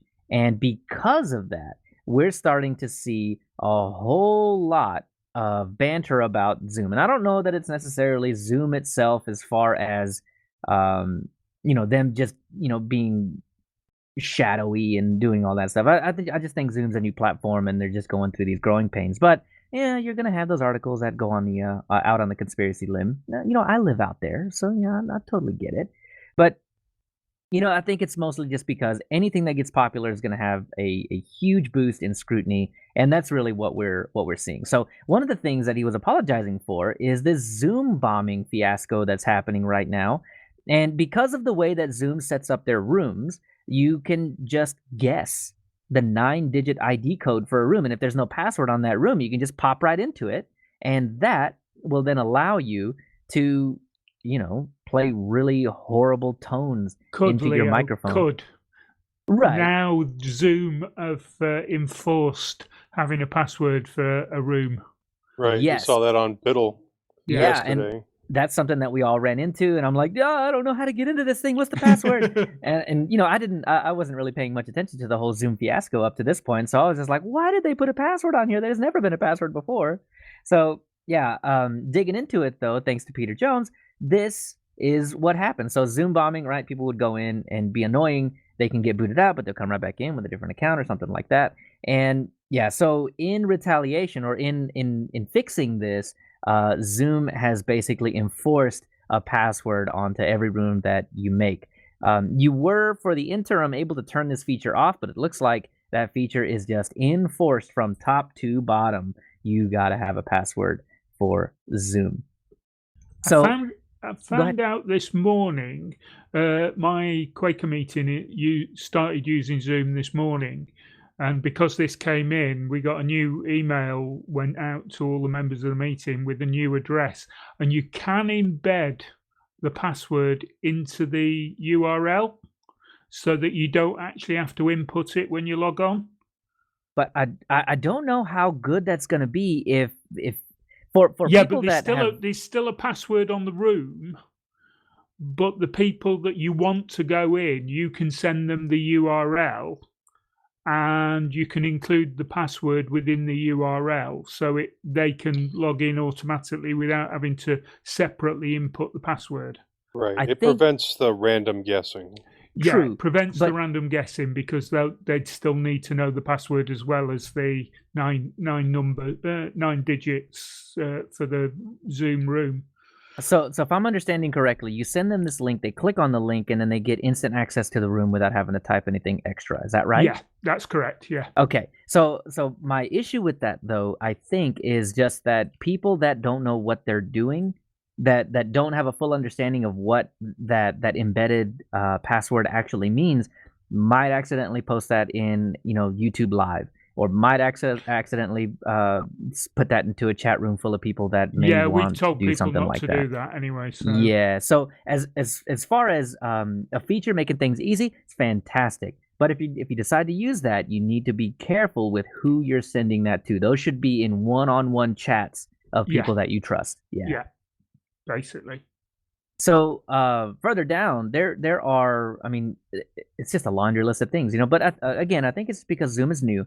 They had to clarify their encryption practices to define what they encrypt and what they don't. There are some Mac related issues. There was this thing with LinkedIn where you could, steal information because their LinkedIn profile was added to their Zoom profile, and you were able to scrape data off of their Zoom profile through their LinkedIn. Man, and it just keeps going. And so in the future, they're looking at freezing development of new features. Does that sound like long-term support releases to you? So they can focus on safety and privacy, right? I mean, isn't that the whole point of an LTS, right? You keep a base, and then you just bring in fixes for that base, and then maybe later on you add in new features, things like that. Yeah, I think the idea now, like you say, they've done this because it's all blown up. But like you say, it's probably the best way to do it, because if they do it and keep it stable for a couple of years at a time, while they're developing the new kind of features, they can be security testing them in the background before they actually implement them. Absolutely, yes. So that's the main thing, and which is what Debian does. Yeah, and I don't see any reason why you can't go into your profile and say, yeah, give me all the cool beta features that may have privacy issues or security issues or something like that, and let people beta test them. You can opt into that, and I think that would be a good way to go about it. Yeah. So anyway, they've got a transparency report coming out soon enough. They're throwing more money at their bug bounty program, which that right there, that shows me they care. They're putting their money where their mouth is, right? They're not just saying, oh, yeah, we care about your security, blah, blah. They really are throwing money at this problem, and in the right way. I think bug bounties are the right way to go about this because you're casting a wide net here with people of all kinds of knowledge, just throwing the wrench at your software. And I think that's fantastic. And then they've got a weekly webinar, probably through Zoom, right? to provide privacy and security updates. So there's a bunch of craziness coming out of Zoom right now, but they're working toward it. So if you're using Zoom, you probably want to read up on this a little bit to see in what ways you might be affected, because not everybody uses the same features, right? And know that, I don't know, seems like they're working toward some fixes and some transparency here. So that is really, really good to see. And yeah, so the other thing that we have down here is on April 1st, and it was not a joke, there is a new 0 day. Well, on the April 1st, there was a 0 day called Doom for Zoom, or Zoom Doom. And yeah, unfortunately, this was fortunately, this was an NSA hacker. And unfortunately, this was able to give you root level user privileges on the underlying Mac operating system. So we were talking about Mac fixes. This is the one. So if you're using Zoom on Mac and hosting a show or hosting something, you probably, until the Mac fix comes out and you install it on your machine, probably don't want to use Zoom on a Mac just for the time being. And once this comes out, you're good to go. You're good to go. But as far as we know, there's not a whole lot going on this particular fix just yet. I know it's coming, but not fixed yet. So anyhow, if you're on a Mac, keep this one close to the chest. Listen to this one. And if we hear anything about it, we'll definitely update.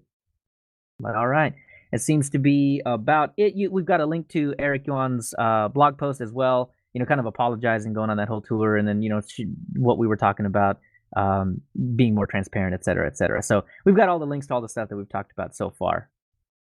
But that'll do it for our security update.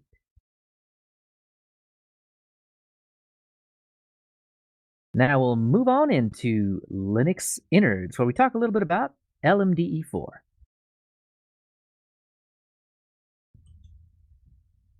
So LMDE4. Tony Hughes, tell me what you absolutely hate about LMDE4. First off, just to give you a bit of a warning, my mumble's still dropping in and out every so often. It takes about 15-20 seconds to come back. So if I suddenly go quiet, just bear with me, because it will come back. The flat pack of Mumble seems to let it reboot itself, and I don't have to restart it. All right. Well, if you do drop out, then we'll just tell really, really bad jokes about you until you come back. Yeah. So anyway, the great thing was I had a play with LMDE3 a year ago for my very first review on distro hoppers. So it was quite nice that LMDE4 has just come out. I thought, right, it's a good year since I tried the other one, so I'll give it a go for this month. So it came out 2 weeks ago Friday, and within a couple of hours it coming out, I started to try and install it on my Dell 7440. Downloaded the ISO, got that, stuck it on a USB stick, and proceeded with the install, and rebooted after the install. Everything seemed to have gone okay, and I was getting a hard drive error, and it wasn't recognizing that there was an OS installed on the machine. I thought, that's strange. Everything had gone. So couldn't get it to boot at all, and didn't think about sticking a live disk in and going having a look and seeing what was on the disk. So I just did a complete new install. Same thing again. Third time, it did the same thing. So I decided I would stick a USB stick in with 19.3 installed on it, do a dual boot, and the dual boot recognized it. So I installed 19.3 as a dual boot, and then went to start 19.3 after that installed, and it was recognizing that LMDE was there.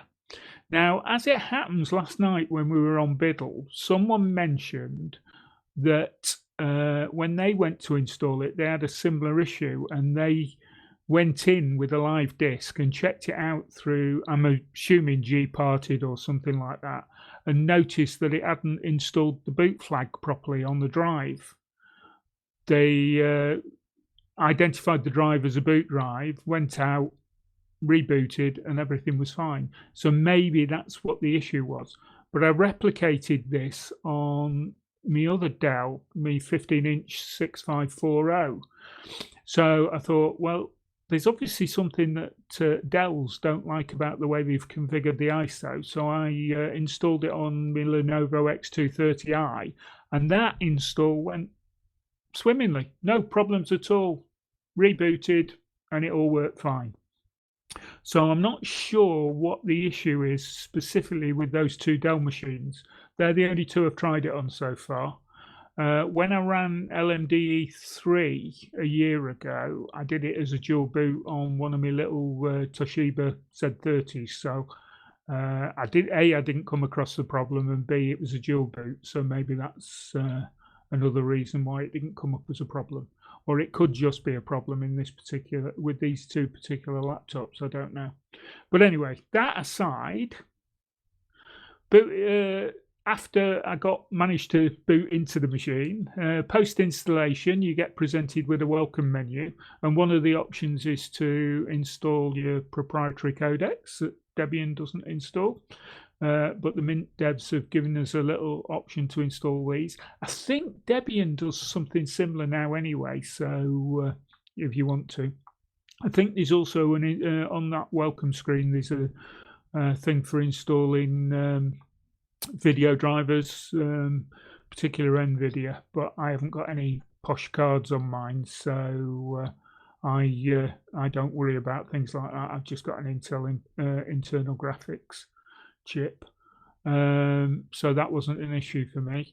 Went on, installed most of the regular software that I use, including the Zoom client, which has become very essential these days with everything that's going on, and I've been using it on a regular basis, and I've got that up and running, and that's working fine. When I went on to Biddle the last 2 weeks, I've actually been on the LMDE machine, and it's worked no problems at all. It's worth noting that software-wise, because it's Debian under the hood, all the software's several versions behind. Just one example is LibreOffice, which is on the 6.1.7 branch, and currently the cutting edge one is 6.4.2. So yeah, it's a little bit behind, but you want a stable machine, and that's what the Debian base gives you. They don't muck around with it. Yeah, so but I've been running it now for 16 days or so, and it's been rock solid. No, like I say, no fancy graphics on my machine, so that wasn't an issue.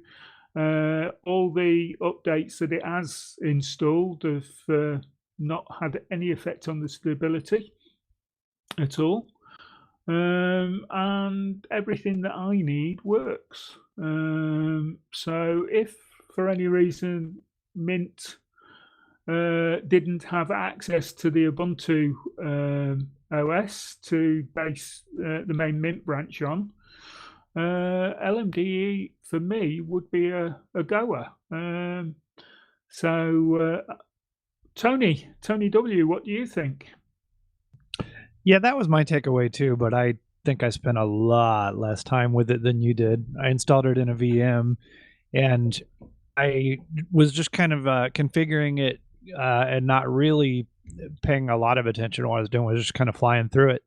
And at the point when I allocated RAM, I only gave it 2 gigs and moved on to the next step. And then I kind of paused and was like, oh, I would have given it more than that. Oh, well, let's keep going. And it was fine. Even at only 2 gigs, it was very usable. I had no problem maneuvering through. It wasn't laggy. And for me, it really was not significantly different from standard Linux Mint in any real meaningful way that I could find. I installed a couple things in terminal, and you notice some minor differences. The sudo warning that you get that you don't see in the normal version, little stuff like that. But Software Center offers all the same stuff. I installed the normal things I would use through terminal. Yeah, I think I would get on just fine with it. Yeah, just one thing to point out that I forgot to mention. By default, it's the Cinnamon desktop, which is great. I've got Yeah. no problem with Cinnamon, but I chose to go and delve and install the Mate desktop and ran that, and that seemed to be great as well. I usually do use Mint Mate. That's not out of really a preference so much, just although I like Mate, but I have a lot of older hardware, and so for that reason, Mate just is a little kinder to those old machines. But Cinnamon got on just fine with pretty low resources, according to the VM test that I did anyway. I think Cinnamon's actually improved quite a lot over the last couple of years as far as resources go. Yeah, not in a VM, but on hardware. It's actually, I put it on that HP stream that I'll talk about again in here in a minute. But yeah, that was really the thing. Cinnamon used to run a bit sluggish back in the 18-ish days, 19 even, but has really kind of come into its own after a little while, which is great. And then we had, if you, I guess, don't really like Cinnamon or Mate or XFCE, you can install Genome. I think that was Mitchell Valentino in Biddle last night was saying that he was running it on GNOME, which is, I mean, I wouldn't do that, but it's there and you can. I think the only reason I wouldn't do that is because it's such an old version of GNOME in the repository, I would imagine. I disappeared again for a few seconds, so I missed some of it. I was just saying that Mitchell in Biddle last night was saying that he was running it on GNOME. And I don't know if I would. I remember that. I don't know if I would put myself through that, but then again, it probably works just fine. So yeah, there's that. Yeah. It's great that we've got all this choice. Yeah, that's the thing, right? Yeah. So Joe, you had to play with it too? I did. My comments are pretty much the same. It ran smooth, even though I gave it 4 gigs of RAM and only allowed it to use one processor, and still very smooth. So it might work well for some lower end hardware. I did install it in a VM, and very much like Mint. I installed X2Go from the repos, and I was able to use the client to connect out to my server. But because of the fact that it was in a VM, I couldn't do it in reverse. Also, I wasn't able to get Docker installed from the repos. Docker CE was not there, and I'm sure that there's a way to do it, but I didn't go through and find the method for it, so I will have to look and see if instructions do exist. Snapd installed, which is a big bonus because, all the snaps out there, if Snapd works, then they all should work. So, really, yeah, nothing more to add. Leo? On the Docker thing, there's got to be Debian installation, right? Yeah, somewhere. I'm sure there is. Oh, I yeah, just here it is. didn't look it up. Yeah, I found the link. And LMDE Forzon Buster, which is perfect because, let me see, I'm gonna just throw this in the chat real quick. There it is. It's in the YouTube chat. I'll throw it in a couple other places here in a little bit too. But yeah, in case you wanna run through that, there it is. It's all there. Okay. So for me, I only had. I guess I'm gonna be the one guy that has to say the bad thing about LMDE. But I think I'm actually the only guy that ran into this. It sounded like Rocco on Biddle had similar issues. I don't know if it was the same thing, but so I'm installing this on an HP stream, right? And the hard disk does not show up as SDA, which is what you would kind of expect for most laptops. It comes up as an MMC BLK or something like that. So a memory card, essentially. And the downside to that is while you can install to those things, you're going to run into this issue where I guess if it doesn't expect a memory card, then you're gonna have trouble. So anyway, I guess that's what I ran into, because what ended up happening was I go through the installer, which is actually quite nice, by the way. I go through the installer, next, right? I get to the disk partitioner, and I'm just like, you know what, Linux Mint, you do your thing. You just automatically figure out what you want to do. I click next, and it looks like it's going to go and install. And as it gets to the fdisky part of the installation, it says, cannot write partition to the disk or something like that. I'm like, what is going on there? I know the disk is writable. That's not the issue because I had installed something on it not too long ago. And anyway, so I rebooted the box as it mentioned to do, and I did the there was a second option where it just kind of I let it handle it, but I get to see the partitions prior to the fact, something like that.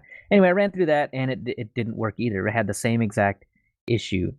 And then I rebooted again and then just did full on manual partitioning.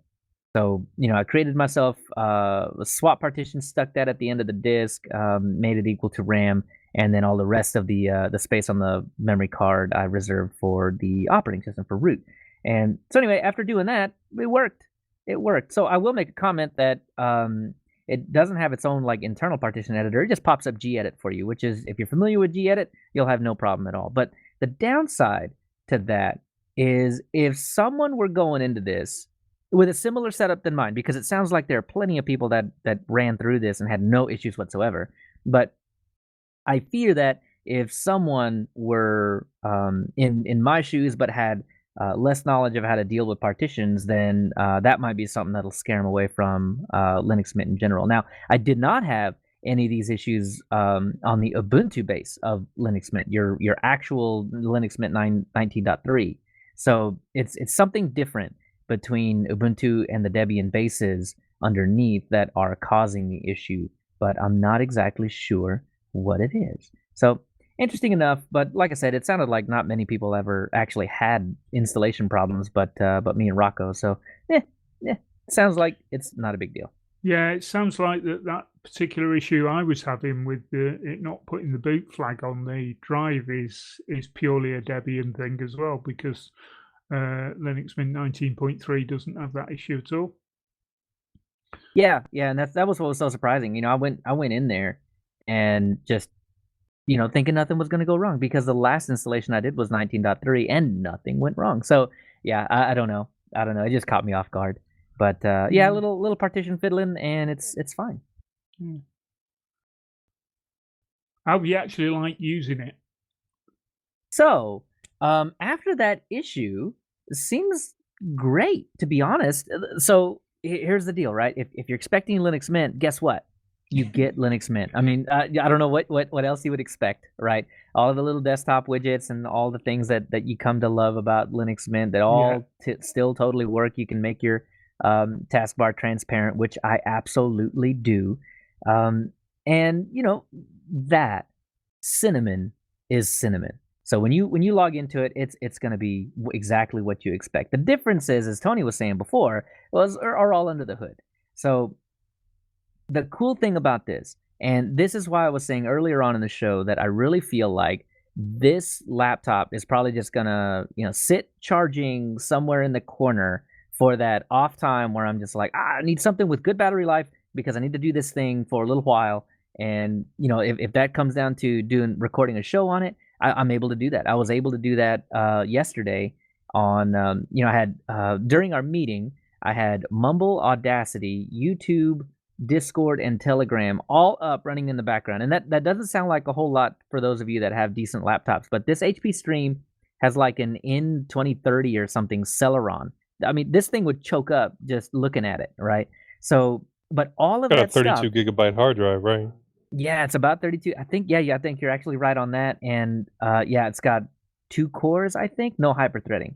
So, I mean, when you, and it doesn't come with like the low latency kernel or anything like that prioritizes all the audio and stuff. So, I mean, when you get that thing at 100%, it's going to choke. You're going to get either stuttery audio in or stuttery audio out.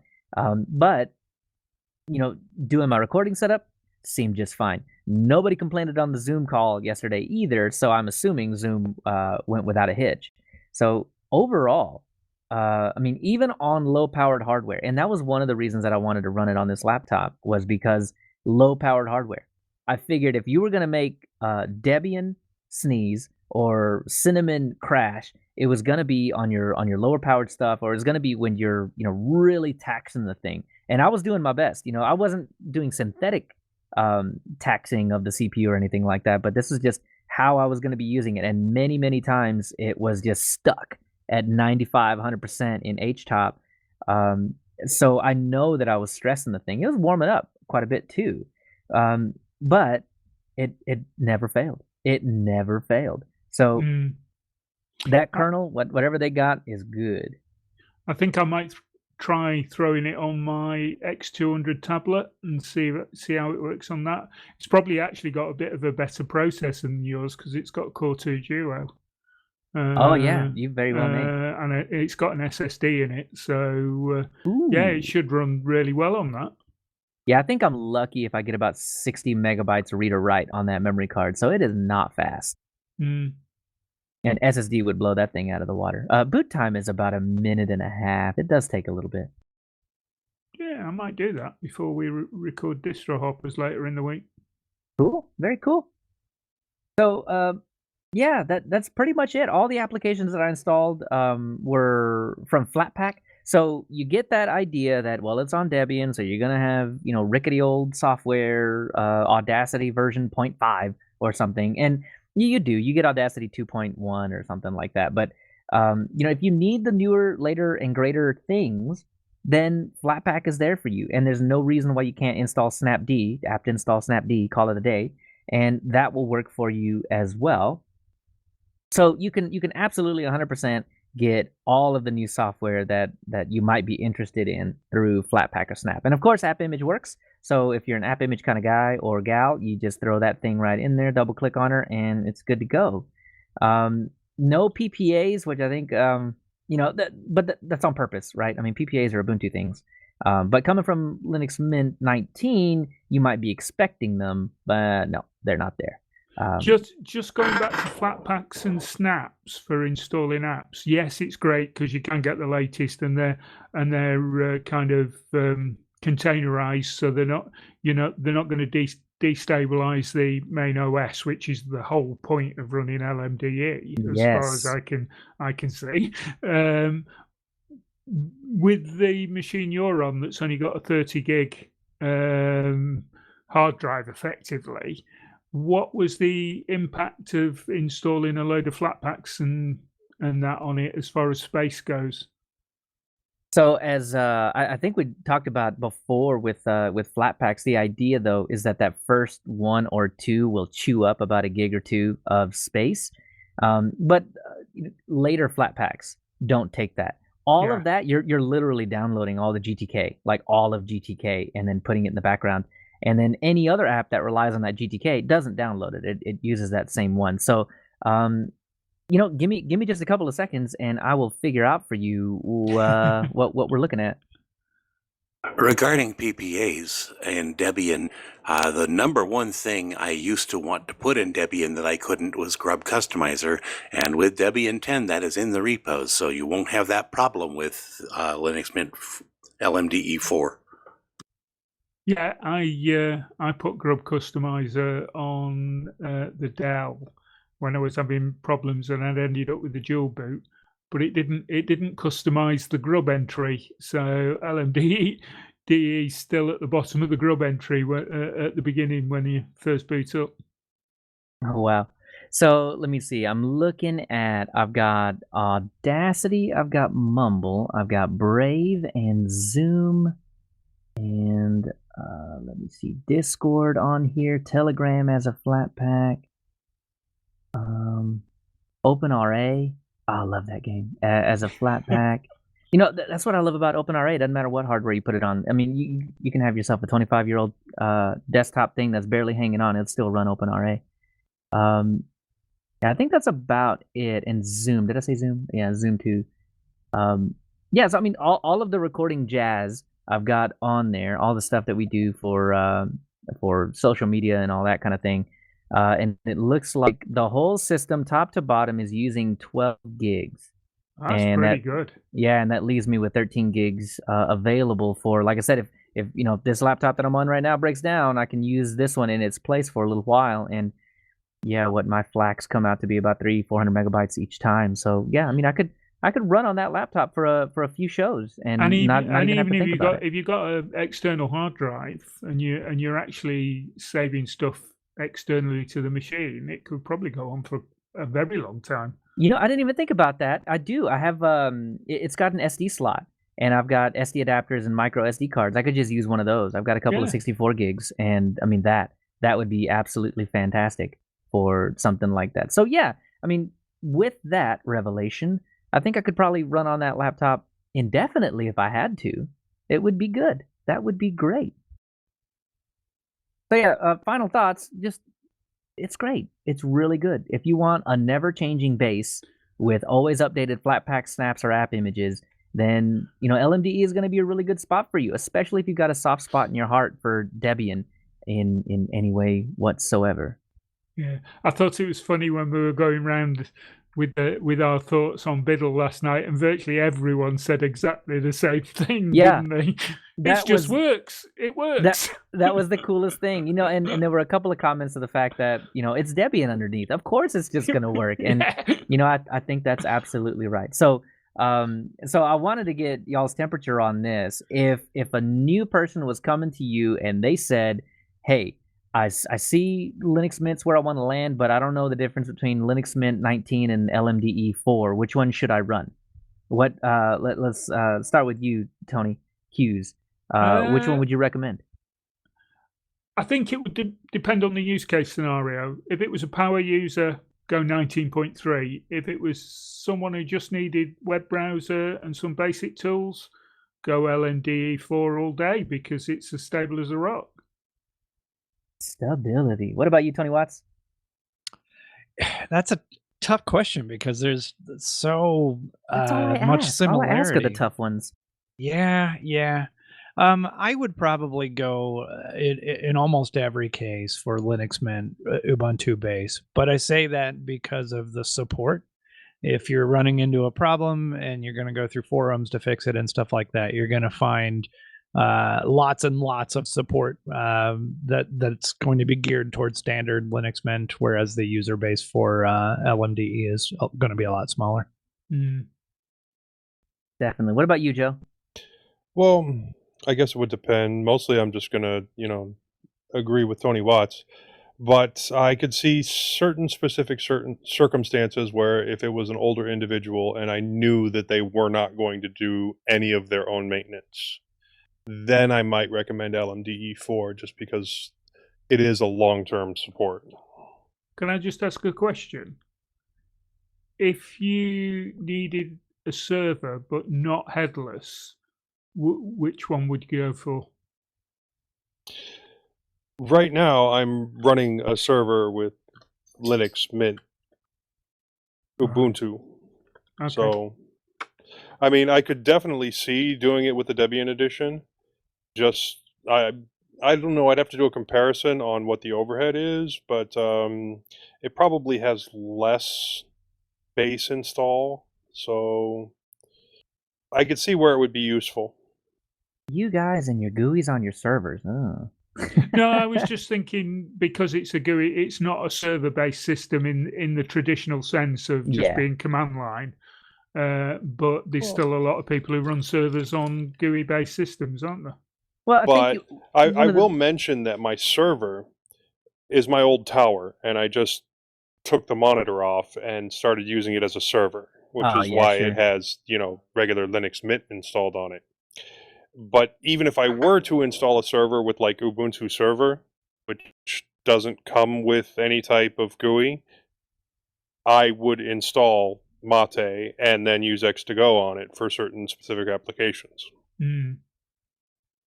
Let me bring up a use case in which you would definitely want to put someone on LMDE 4, which is if you have one of those ancient 32-bit systems. Because LMDE 4 still comes in 32-bit, and Linux Mint does not. Yeah, because Debian is still supporting 32-bit, aren't they? Well, Linux Mint 19 does, and that'll still be supported until 2023. You mean 18, Leo. Oh, did we drop it in 19? 19, 19.1, 19.2, 19.3, no 32-bit.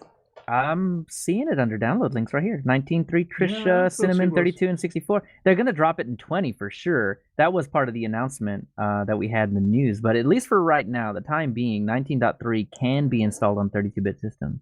And have I ever been wrong before? I don't think Never, so. never, ever. So yeah, and like you say, you've still got another 3 years of the 19 branch before you'd have to worry about looking at a 32-bit system. But I do think that even Debian is looking at dropping 32-bit. Isn't that true? It may not be. I may just be, pulling that out of nowhere. Well, let's face it. If you've got a 32-bit machine now, it's going to be at least 16 years old. Yeah, definitely. Yeah. And the majority of people out there, particularly non-techie folk, are going to be just going to a big box store and buying whatever's on the shelf. And there's nothing 32-bit on the shelf these days. Yeah, go get a ThinkPad. Yeah. And even those geeks that go and buy second-hand stuff, very rarely buying anything more than 10 years old these days. Oh, yeah. Yeah, I recently tried to resurrect a couple of laptops and see if they would be usable, and they were around that age. One was a 64-bit and one was a 32. Both of them had about 1 gig of RAM and, whatever. And it's just not usable with even just a web browser to do internet stuff. I was looking for my kids for their school stuff just to have several machines laying around. I don't know. I don't see how you can get on with a machine that's old enough to be 32-bit and even do just internet browsing. And why would you? If you can pick up a T430 for $120, right? What's the point? I would love it if the old netbooks still worked. Just that form factor was great. But they're all 32-bit, so, well, almost all of them are 32-bit. I think the HP Mini had a 64, and the ThinkPad, I think it had one, 12-inch device that was 64. But you're really not able to do anything on them anymore. I mean, last time I loaded up a Linux operating system on one of the old EEE PCs, you couldn't even go to YouTube. Right. Yeah, it was always pretty sluggish. But I mean, if you just want 32-bit for the slowness of it all, you just go get yourself one of these HP streams. They're like $80 on eBay. Yeah, but it'll be slow enough the for you. APC did have a 64-bit processor toward the end. Okay, it was still an Atom, but it was a 64-bit dual-core Atom. Yeah, and the Acer Aspire 1 was only ever 32-bit. Only thing I can think to do with those machines is Batacera, and that's about all I can think of. Yeah, there you go. Yeah. This stream does really well with something like that. I've just gone onto eBay and I can pick up a X200S with an 120 gig SSD and 4 gig of RAM for 80 quid, which is about $100. Oh, easy. Go get that. Yeah, Yeah, go get that. Nothing.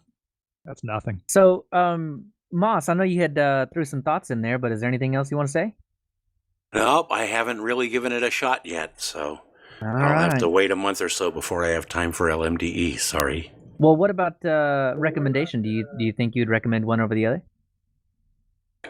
I always just stick with Linux Mint. It's what's going to get all the attention. Yeah, and I think that's where I fall as well. So if it just came down to it, and someone was like, "Hey, LMDE4 or Linux Mint 19," I would definitely go with the Linux Mint 19 for one of the reasons that Tony Watts had mentioned, the support. I think it was Tony Watts, yeah. Support's out there. If you're gonna go Google something, then it's probably gonna come up with either Linux Mint 19.3 or some kind of Ubuntu answer for the question. And the fact that that's just what I'm more familiar with. So I imagine before they put fingers to keyboards and actually Google something, they'll probably ask me. And yeah, I mean, if it's something simple, I'll be more familiar with it in 19.3 because it's Ubuntu based and I'm way more familiar with Ubuntu. So for a couple of reasons, I would go with recommending 19 over LMDE4. But still, I wouldn't discourage anybody if they're just like, well, I want a Debian base. I would not discourage anybody from trying LMDE4. It is fantastic. So yeah, there you go. Well, sounds like that'll do it for our innards section. Let's head down to vibrations from the ether.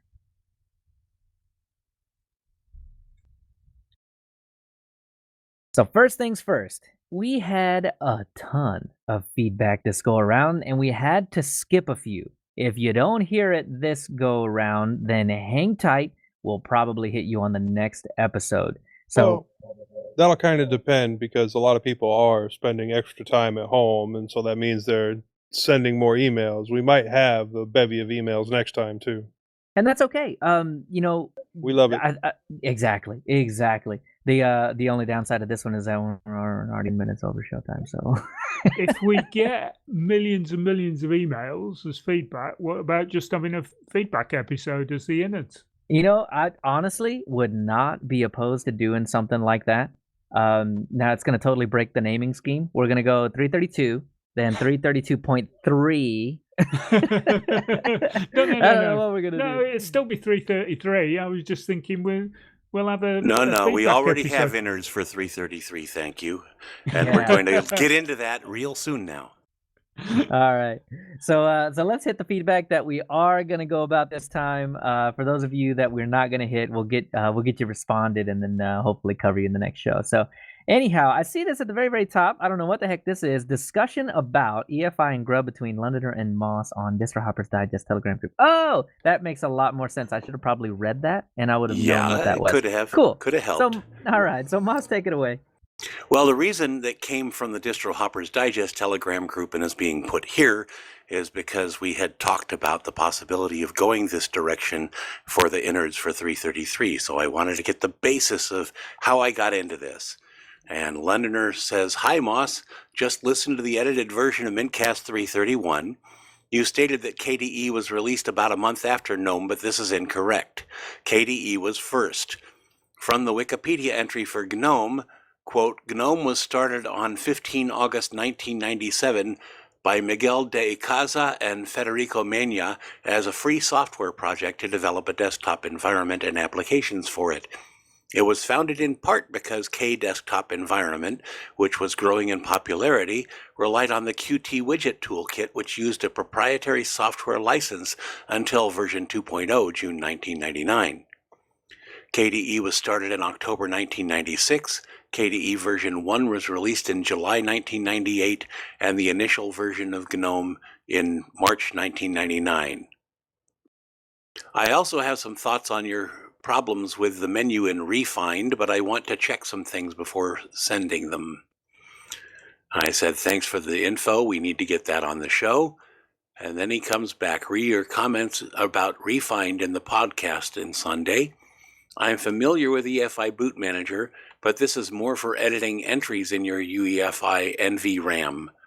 These are the ones that show in a vertical text menu when you press a key, usually F8 or F12 during boot up, after the manufacturer's logo, but before things like Grub or Refined load. If you go into the UEFI, you can delete or reorder these. EFI Boot Manager can also create new entries. Refined does not build its menu only by looking for kernels, as Joe suggested. Instead, my understanding is it also automatically detects all the EFI bootloader programs you have on your EFI system partition ESP. These are files with a .efi extension located in the ESP, which is usually mounted at /boot/EFI/EFI. One possible cause may be how you remove your old distros. If you're just wiping clean the root partition of the old distro or overwriting it with the new distro, you are leaving behind an orphaned folder in the ESP each time. This could account for all the extra entries in the Refined menu. More info on configuring Refined can be found at https://www.rodsbooks.com/refined/configfile.html under the heading Hiding and Displaying EFI Bootloaders. This page also tells you how to change the icons used. I'm not using Refined myself at the moment, but I have in the past. On my main home-built desktop system, I am currently using Clover, which is a fork of Refined designed to boot Hackintoshes. I have Mac OS Catalina on one drive. On the second drive are Win10, Ghost BSD, Arch, Mint, Ubuntu, Kubuntu, and Ubuntu Mate. Clover has worked perfectly since it was installed. At least one person has similar feelings as you regarding Grub Customizer. Have a look at, and there's a link, forums.linuxmint.com/viewtopic.php, and there's the links in the show notes, people. Grub Customizer should be default. I responded, as far as Refind, I got some help yesterday with EFI Boot Manager. It didn't fully agree with Refind, but I killed off some zombie entries. I just watched a rather short video on the use of EFI Boot Manager. I need to go look up the man page on it. I may have deleted some boot lines that should not have been deleted, but there may be a way to add them back in. And my final comment is, I've learned a lot since this, but it got me started on a good track. I will be back next episode with a summation of my findings.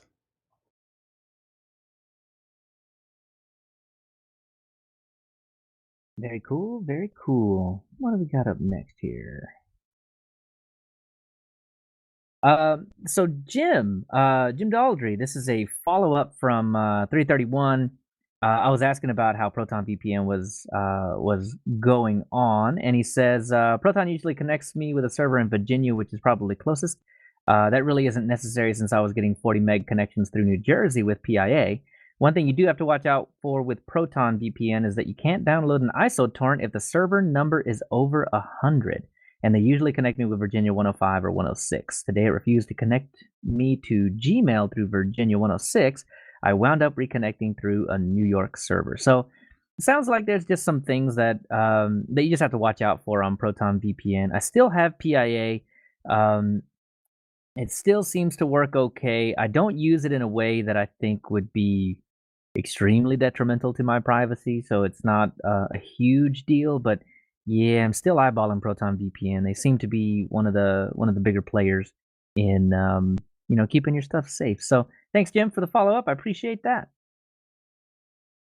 We have one that I think was a little later on, or we may have scooted over, but we got Mark. And he says, hey, Linux mintCast team. It's Mark again. I just listened to episode 330.5 and wanted to comment on one of the vibrations. I do not believe new listeners will run screaming away from the podcast if you continue your deep dive. See, that one hit a chord, I think, with a lot of people. Yeah. Anyway, continuing on, he says, as much as I disagree with the other listeners' comments, he or she did bring up a good point. It may not hurt to do a basic SCUI intro to the same subject if applicable before the more advanced command line content is introduced. The deep dives and the LPI certification information should continue to be shared on the podcast. I think you have a higher chance of having listeners run screaming away from the podcast if you only cover basics. This is a Linux podcast after all. Keep up the great work. So, and he had a question about if we remembered a podcast. Let me see. There was another podcast presented by a single host that covered a series of core Linux topics just after Going Linux got started. It was a great tutorial on the Linux OS for new and intermediate users. The podcast stopped after the core material was covered. Do you remember this podcast and what it was called? Anybody? Well, I do not. I know that Jupiter had a short-lived thing on beginning stuff. It was with Chris Fisher and one other person. Might have been Payne, but they didn't last long because they couldn't decide which desktop to feature, and without that, you confuse everybody. Yeah, with something like that, you just got to go GNOME. And I hate to say that. I hate to say that because I love Cinnamon, but the majority of people that might be listening on a beginning podcast are probably not going to be the ones that are really already distro hopping like crazy anyway. So, they're probably looking at GNOME, or if not, they are familiar with it. So it's certainly the one that's most familiar. So yeah, as much as I hate to say it, GNOME might be the better way to go there. But anyway, yeah, I don't know what that is. But if anybody listening right now happens to know what that is, let us know, and then we'll let Mark know. So we have another email from Richard Vandenbogart. I hope I said that right. And he says, hi, people. I discovered your podcast just recently. Very interesting. I've been listening to other Linux podcasts for a while now, but somehow never discovered yours. You know what? I can tell you why that is, Richard. It's because we don't have Linux in the name. When you search for Linux podcast, mintCast doesn't come up. So you got like Linux Mint or something. I don't know. Anyway, he says, it's strange because Linux Mint is one of my favorite distros. Recently, this opinion has been strengthened by an incident. He says, short summary.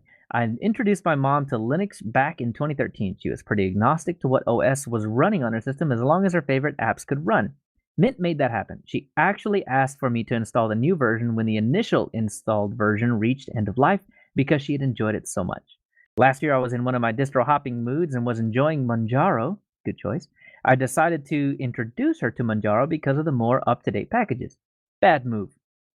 Within 4 months, I got a WhatsApp from my dad with a screenshot of a screen of death. He said the computer had been nagging them for a while about cyclic update errors, but they didn't understand how to fix it. Of course, until this happened. Since I don't live nearby, they use the dual boot function. Yes, I left Windows on it. Maybe that was my bigger mistake, to keep their workflow alive until I could come to fix things. However, when I was finally able to come over, my mom was already used to her new Windows workflow and replied, "It's okay, son," meaning she wanted to stay on Windows now. My advice to the Linux world, if you are not able to provide hands-on support to people, move them to Linux Mint. It has served me very well in my beginning years, and all the non-tech savvy people I have advised to it are very happy with it. Ever since this incident, I'm not just a fan of Mint, I'm a Patreon. The only thing I might hold against them is their choice of DEs. In my humble opinion, they would do better if they adopted 2 already widely supported DEs, Gnome and KDE, instead of 3 very comparable retro ones, of which one of them they even are the maintainers. There we go. Especially KDE has been trimming a lot of fat recently, but hardware has come a long way too. Just my opinion. Penguin greetings from the Netherlands. So yeah, I really do. I really see where you're coming from with the support thing. I mean, it doesn't break. It just doesn't break. And then we have talking about LMDE4 as well. It just doesn't break. So yeah, I would definitely back you up on that one too. Yeah, any non-techies I put on Linux, I always put them on Mint. Yeah, it's why I do this podcast. It's Yeah. good. It's good. You should knock on wood. Yeah, well, no, I won't. I absolutely won't. There's no way you curse this thing. Just no way. I won't even knock on wood. Not gonna do it. So, his other point, the GNOME and the KDE, you can install those. I know it's easier to just spin up an ISO pre-installed with it, but they dropped KDE because of the time that it took to actually put that stuff together, so that they could focus on their flagship Cinnamon, obviously, and Mint and XFCE. Because I think a lot of people that are running Linux Mint, or a lot of people that are running Linux coming from a Windows world, are trying to revive machines that are older. And this is the argument for 32-bit and all that. But, I imagine a lot of people that are coming over, their laptops are 6 years old rather than 16 years old. So, coming to Linux Mint and getting a lighter weight distro, which KDE is now, and has been for quite a while, it just tends to be Mate and XFCE tend to be the recommendations for lightweight. So I think Mint did okay. Can I comment on this, Leo? No, you cannot. Please. Gnome, Yeah, go for it. with version 3, Gnome left the new user behind. They're adding all kinds of things in, and you can add all these extensions, and you can do all this fancy stuff, but that is not for new users. And as far as KDE, I love me some KDE, but when you start updating your software and you get hit with Discover, that is very upsetting to a lot of people. Yeah, Discover can be a bit of a booger bear. And as far as GNOME goes, I think GNOME is actually pretty good for new users, mostly because it stays out of your way. But I think that's also one of its downfalls. Like, everybody expects their icons to whether they be on your desktop or they be in the tray or something like that, to be there. Now, if you're doing vanilla GNOME, they're not there. And that can be off-putting to some people. But if you're doing Ubuntu GNOME, then they're off to the left and they're kind of where you expect. So it depends on what kind of GNOME you're talking about and how you would want it to be presented to a new user. That makes the biggest difference on that. But performance-wise, GNOME's come a long way. They're there now. But if you were installing 1804, you probably wouldn't get that version. So But memory leaks and again, all. if you're installing GNOME on a system, then you're looking at the way this distro does GNOME, or that distro does GNOME, or another Yeah. distro does GNOME, and you're not really showing them GNOME. You're showing them a whole bunch of adaptations of GNOME. Yeah, And that's why so you just it's run not Fedora. A equals B equals C. So, Yeah, just run Fedora. They give if you you're the vanilla using experience. Mate, if you're using Cinnamon, if you're using XFCE, you know what the experience is going to be. True.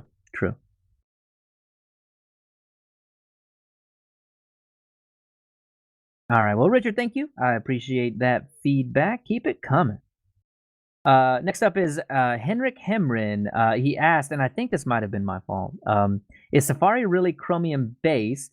This is coming from the security update section. I think I may have said something similar to that. But anyway, so I responded. We I said, were joking about that. Oh, is maybe what that's the what it thing was. was. Okay, We were okay. joking about everything's going to be Chromium any day now. Yeah, okay, I got you. So I just respond back. Nope, I hope I didn't say that. It's based on WebKit.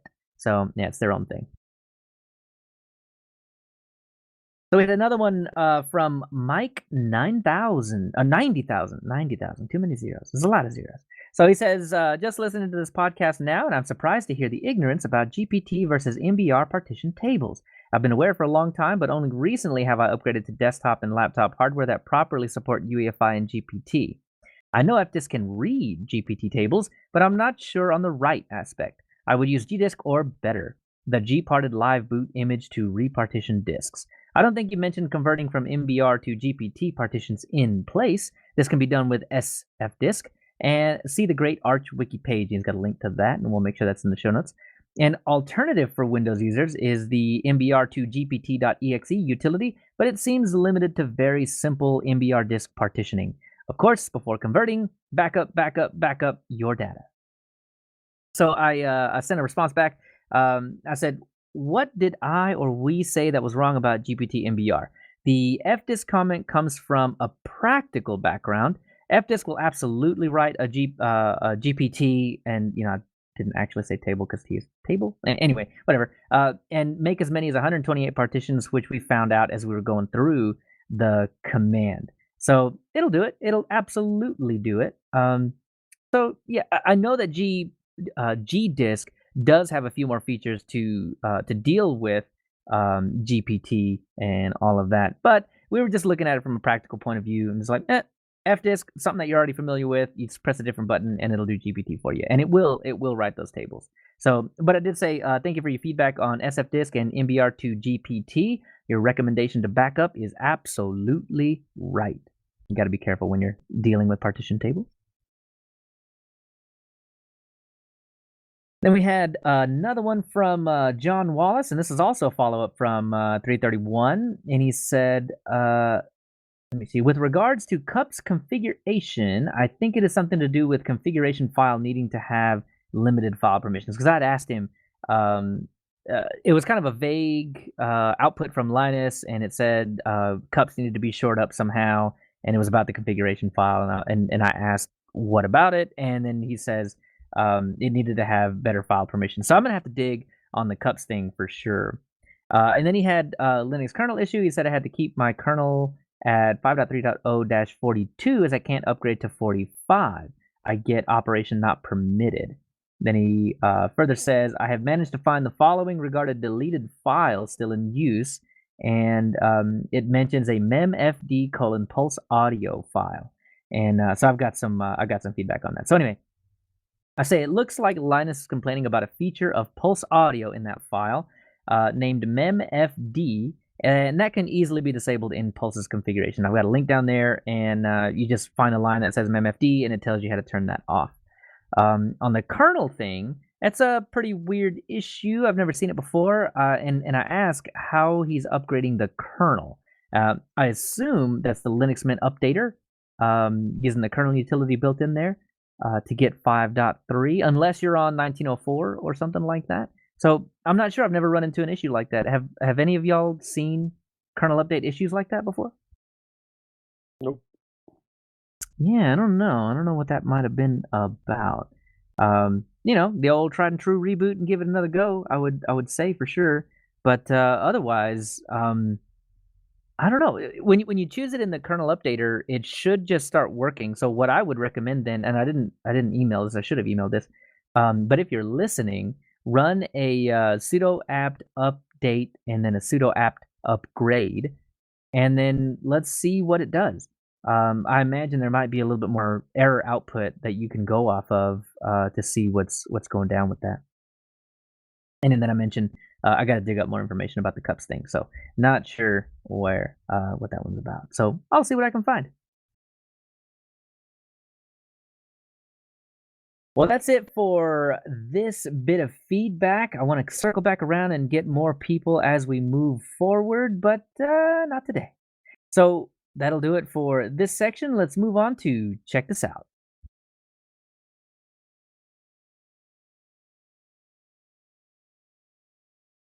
So in this check this out section, I've got a couple of things. Hob, the creator of the new Fancy Nancy logo, also does videos. He had posted one in Telegram today, and I wanted to get your guys' opinion on it. If you are interested in learning how Kdenlive works, it looks like he's doing a series on Kdenlive, and he's got the initial first tutorial already ready to go.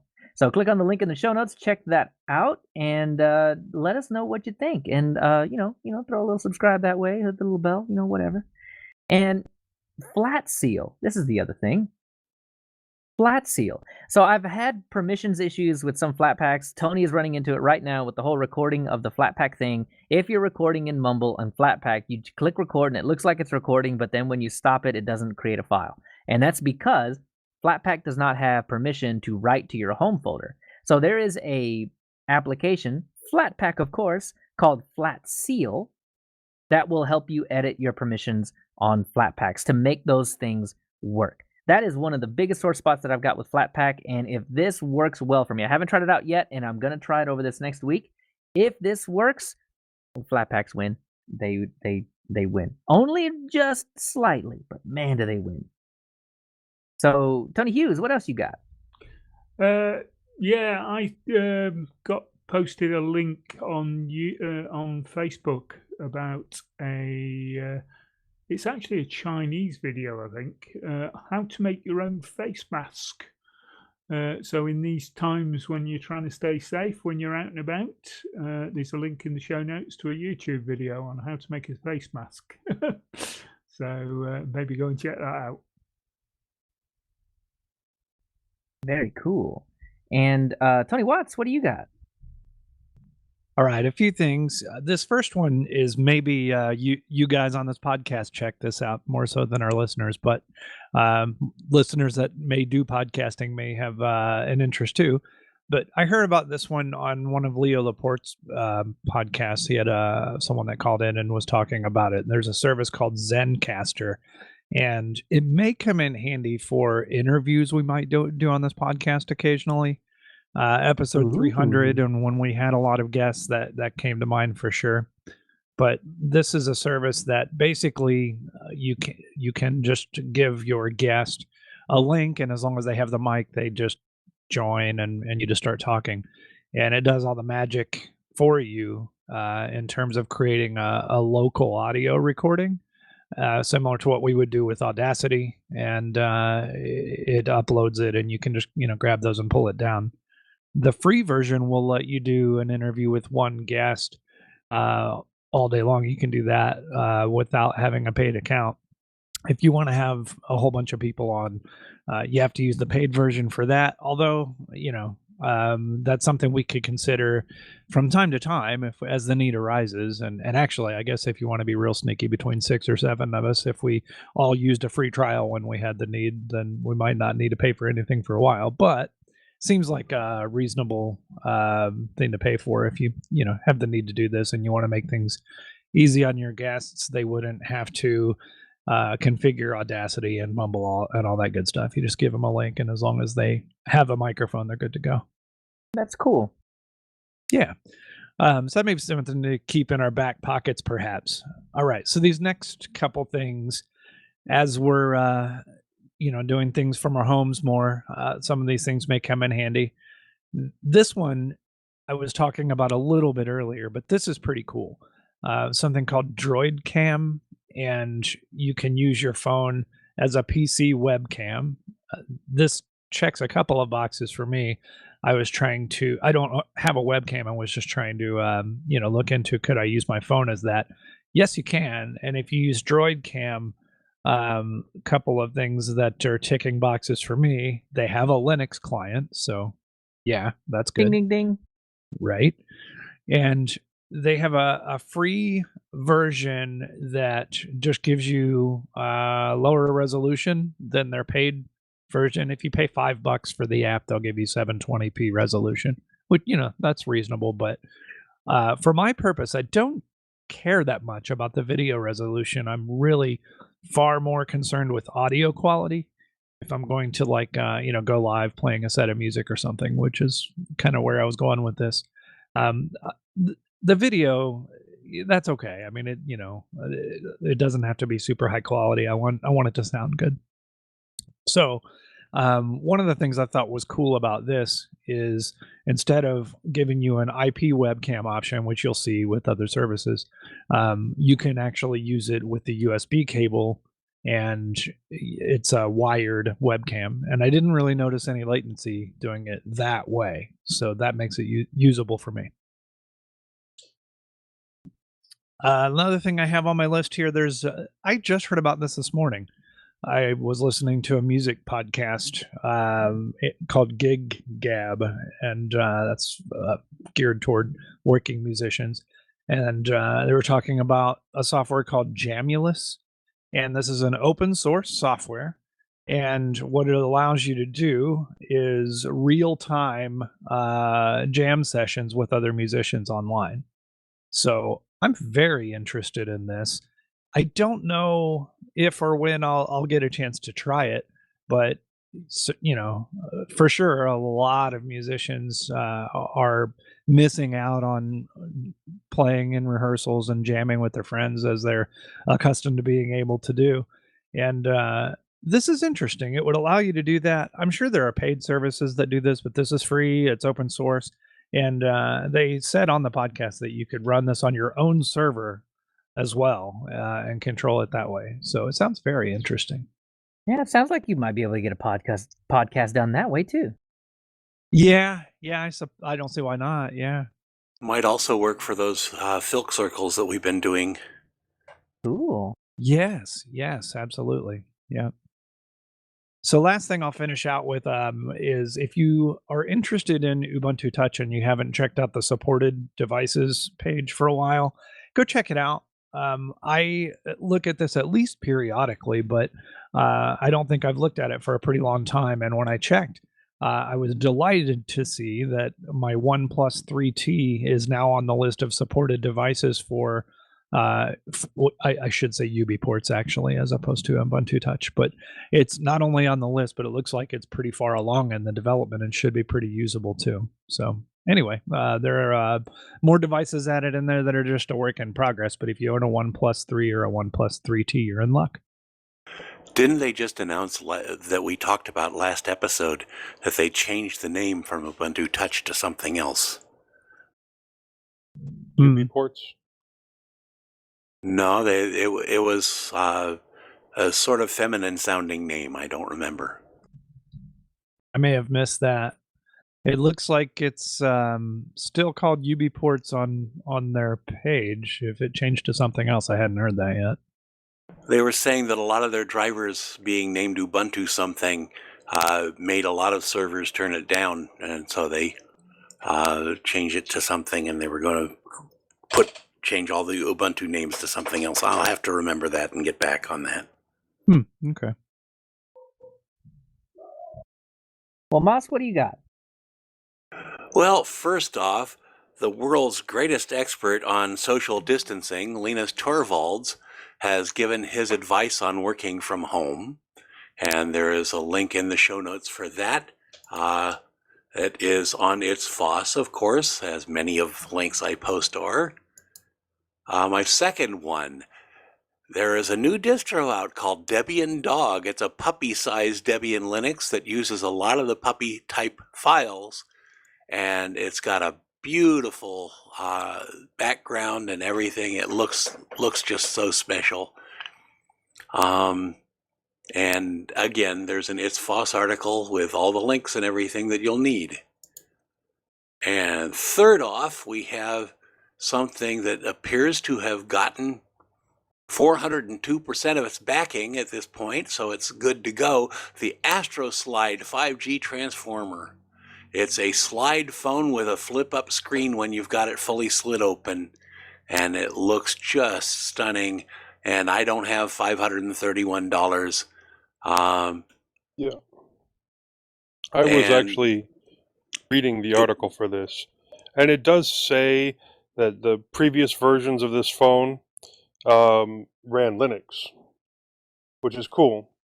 But if you read through that Indiegogo, it does not say that it's going to be dual booting with Linux. I don't think, if this is the one I'm thinking Oh, of. shucks.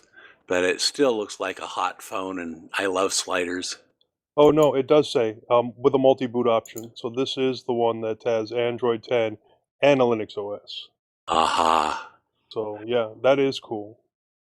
And for my last point, did you know that HP LIP can write to non-HP printers? My installation of Manjaro uses HP LIP, the HP printer app, and it wrote directly to my Brother MFC J491DW without even installing the Brother driver. It just, zoom, there it went.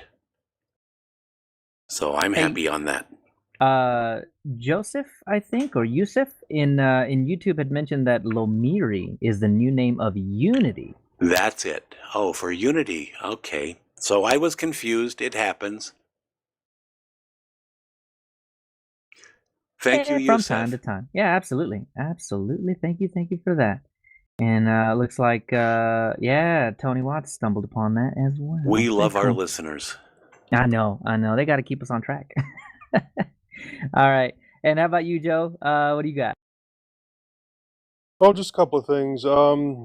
In Red Dwarf news, it looks like next month we won't be getting a season, but we will be getting one feature-length episode of Red Dwarf. And then I posted the link for how to run Netflix, Amazon, Disney Plus, Hulu, or Spotify on the Raspberry Pi 3 and 4. I had talked about doing it earlier, so it does work, and you should definitely check it out. It's using downloads from Chrome OS, essentially. And then I included the link for Grubby, which I had talked about earlier, and it's a command line tool for configuring Grub, and can also be used to remove all kernels according to the documentation. And then one of our listeners was talking about his YouTube channel, and it actually is a pretty good YouTube channel, and I know we've talked about it before, and it's LibreQuest. So if you go to YouTube and you search for LibreQuest, it's going to come up, and it's various Linux tutorials, usually 10 minutes, 15 minutes, somewhere in that range, just on how to do different things in Linux. Check it out. They are actually pretty good. I've listened to a couple. And that's all I have.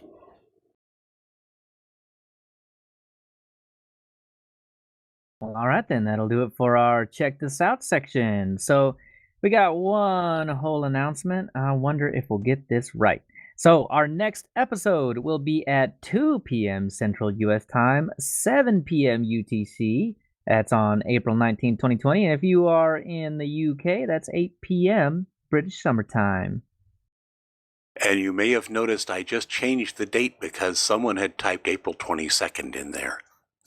Ah, I wonder who that someone is. The same someone that put the 8th, huh? It could be. Maybe. It's the phantom date changer. Yeah, that's what it is, man. We got someone in here on our Google Docs just putting random numbers everywhere. That's what it is. All right. Well, then that'll do it, really, for the show. So let's hit the wrap-up section. And Joe, tell me where you can find more of you. Well, I'm on a couple of other podcasts. You can catch me on the Linux Link Tech Show, which is at www.tllts.org. I'm also on the Linux Lugcast. We just recorded this last Friday at www.linuxlugcast.com. You can catch me on MeWe, or you can send me a message, jb@mintcast.org. If you want to send me some hardware, let me know. And Bo's not here this time, but you can get him at undercastnetwork.com. Also, Electric City Nerds. Moss, what about you? What about me? Oh, where can you find me? Okay. I've got pages at Triad Bardic College, Peaceful Hippo. I'm on MeWe. I've got my music on Bandcamp and various YouTube channels. I am now on library.tv as @mossmusic. And you can write me at moss@mintcast.org. Also, distrohoppersdigest@gmail.com. And I have a sponsus with one sponsor. Yay! Yay! And Tony Hughes, what about you? Yeah, you get me on Blogger, where I've got an occasional blog, tony-hughes.blogspot.com. I'm on Twitter, TonyH1212, and you can get me at distrohoppersdigest@gmail.com or th@mintcast.org. Awesome. And Tony Watts? You can reach me at tw@mintcast.org, and you can check out my band Echoes of Savages on YouTube. Sadly, no new material will be there for a little while, but it's still coming. You got to jam to the classics, man. That's what it is. There it is. And Josh isn't here either, but you can get him at josh@mintcast.org, josh@edublocks.org, the new Bitcast, and at all_about_code on Twitter. And for me, leochavez.org and at leochavez on Twitter. And you can get your 5-minute news digest at Full Circle Weekly News. Still trucking along, turns out. Still trucking along. But before we leave, we want to make sure to acknowledge some of the people who make mintCast possible. Hobstar for his work on the new logo. Josh for all his work on the website. Hacker Public Radio for the Mumble server we use as a backup to record. Bytemark Hosting for hosting mintcast.org in our Mumble server. Archive.org for hosting our audio files. And of course, the Linux Mint development team for the fine distro we love to talk about every fortnight. Thanks, Clem. Thanks, Clem. and Co.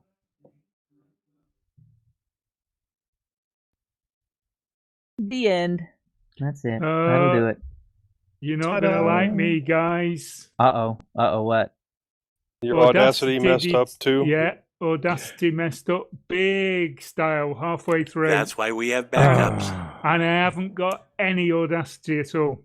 I'm not sure how my Mumble recording is set up, if it's set up for multi-channel or just single. So it might make editing really easy. Oh no, it's set up for multi-channel. Okay. Oh, That thank was God close. for that. You may have one track for me, or you may have multiples, because I dropped in and out about 5 or 6 times. Oh, man. So, Tony Hughes doing the editing this week. No. I gotta figure out where it's saved. Yeah, I don't know what's going on with this box this week. It's been working flawlessly for the last few months. You need LMDE4, I think. No, this is me 19.3 box that I use every week for the mintcast.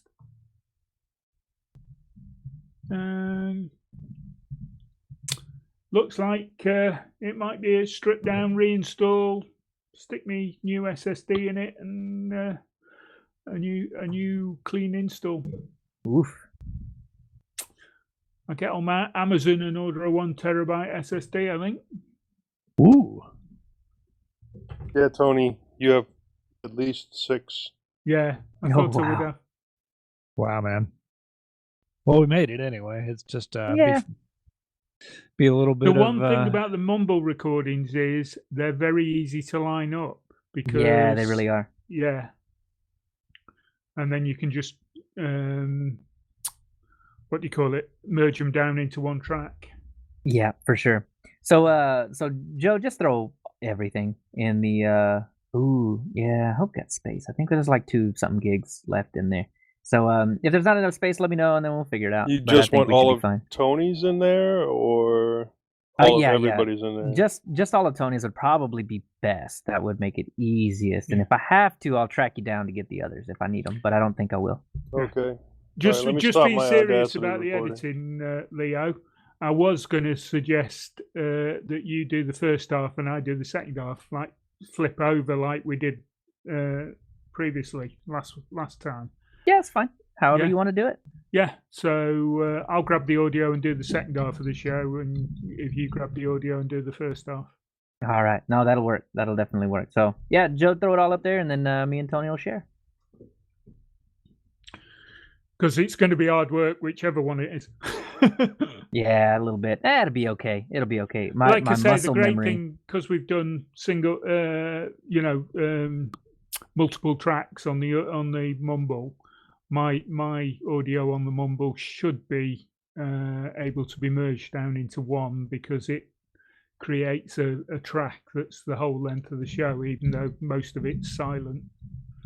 Oh, that's right. Okay, cool. Yeah, as long as that happened, then that'll be real easy then. True that. Yeah. True that. Cool. That makes it easy.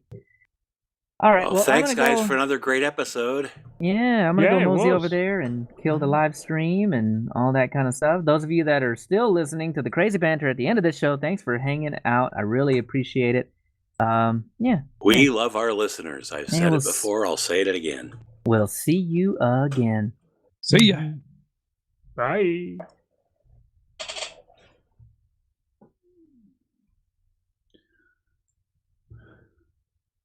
So I don't know what was going on with Mumble because it was just as bad on the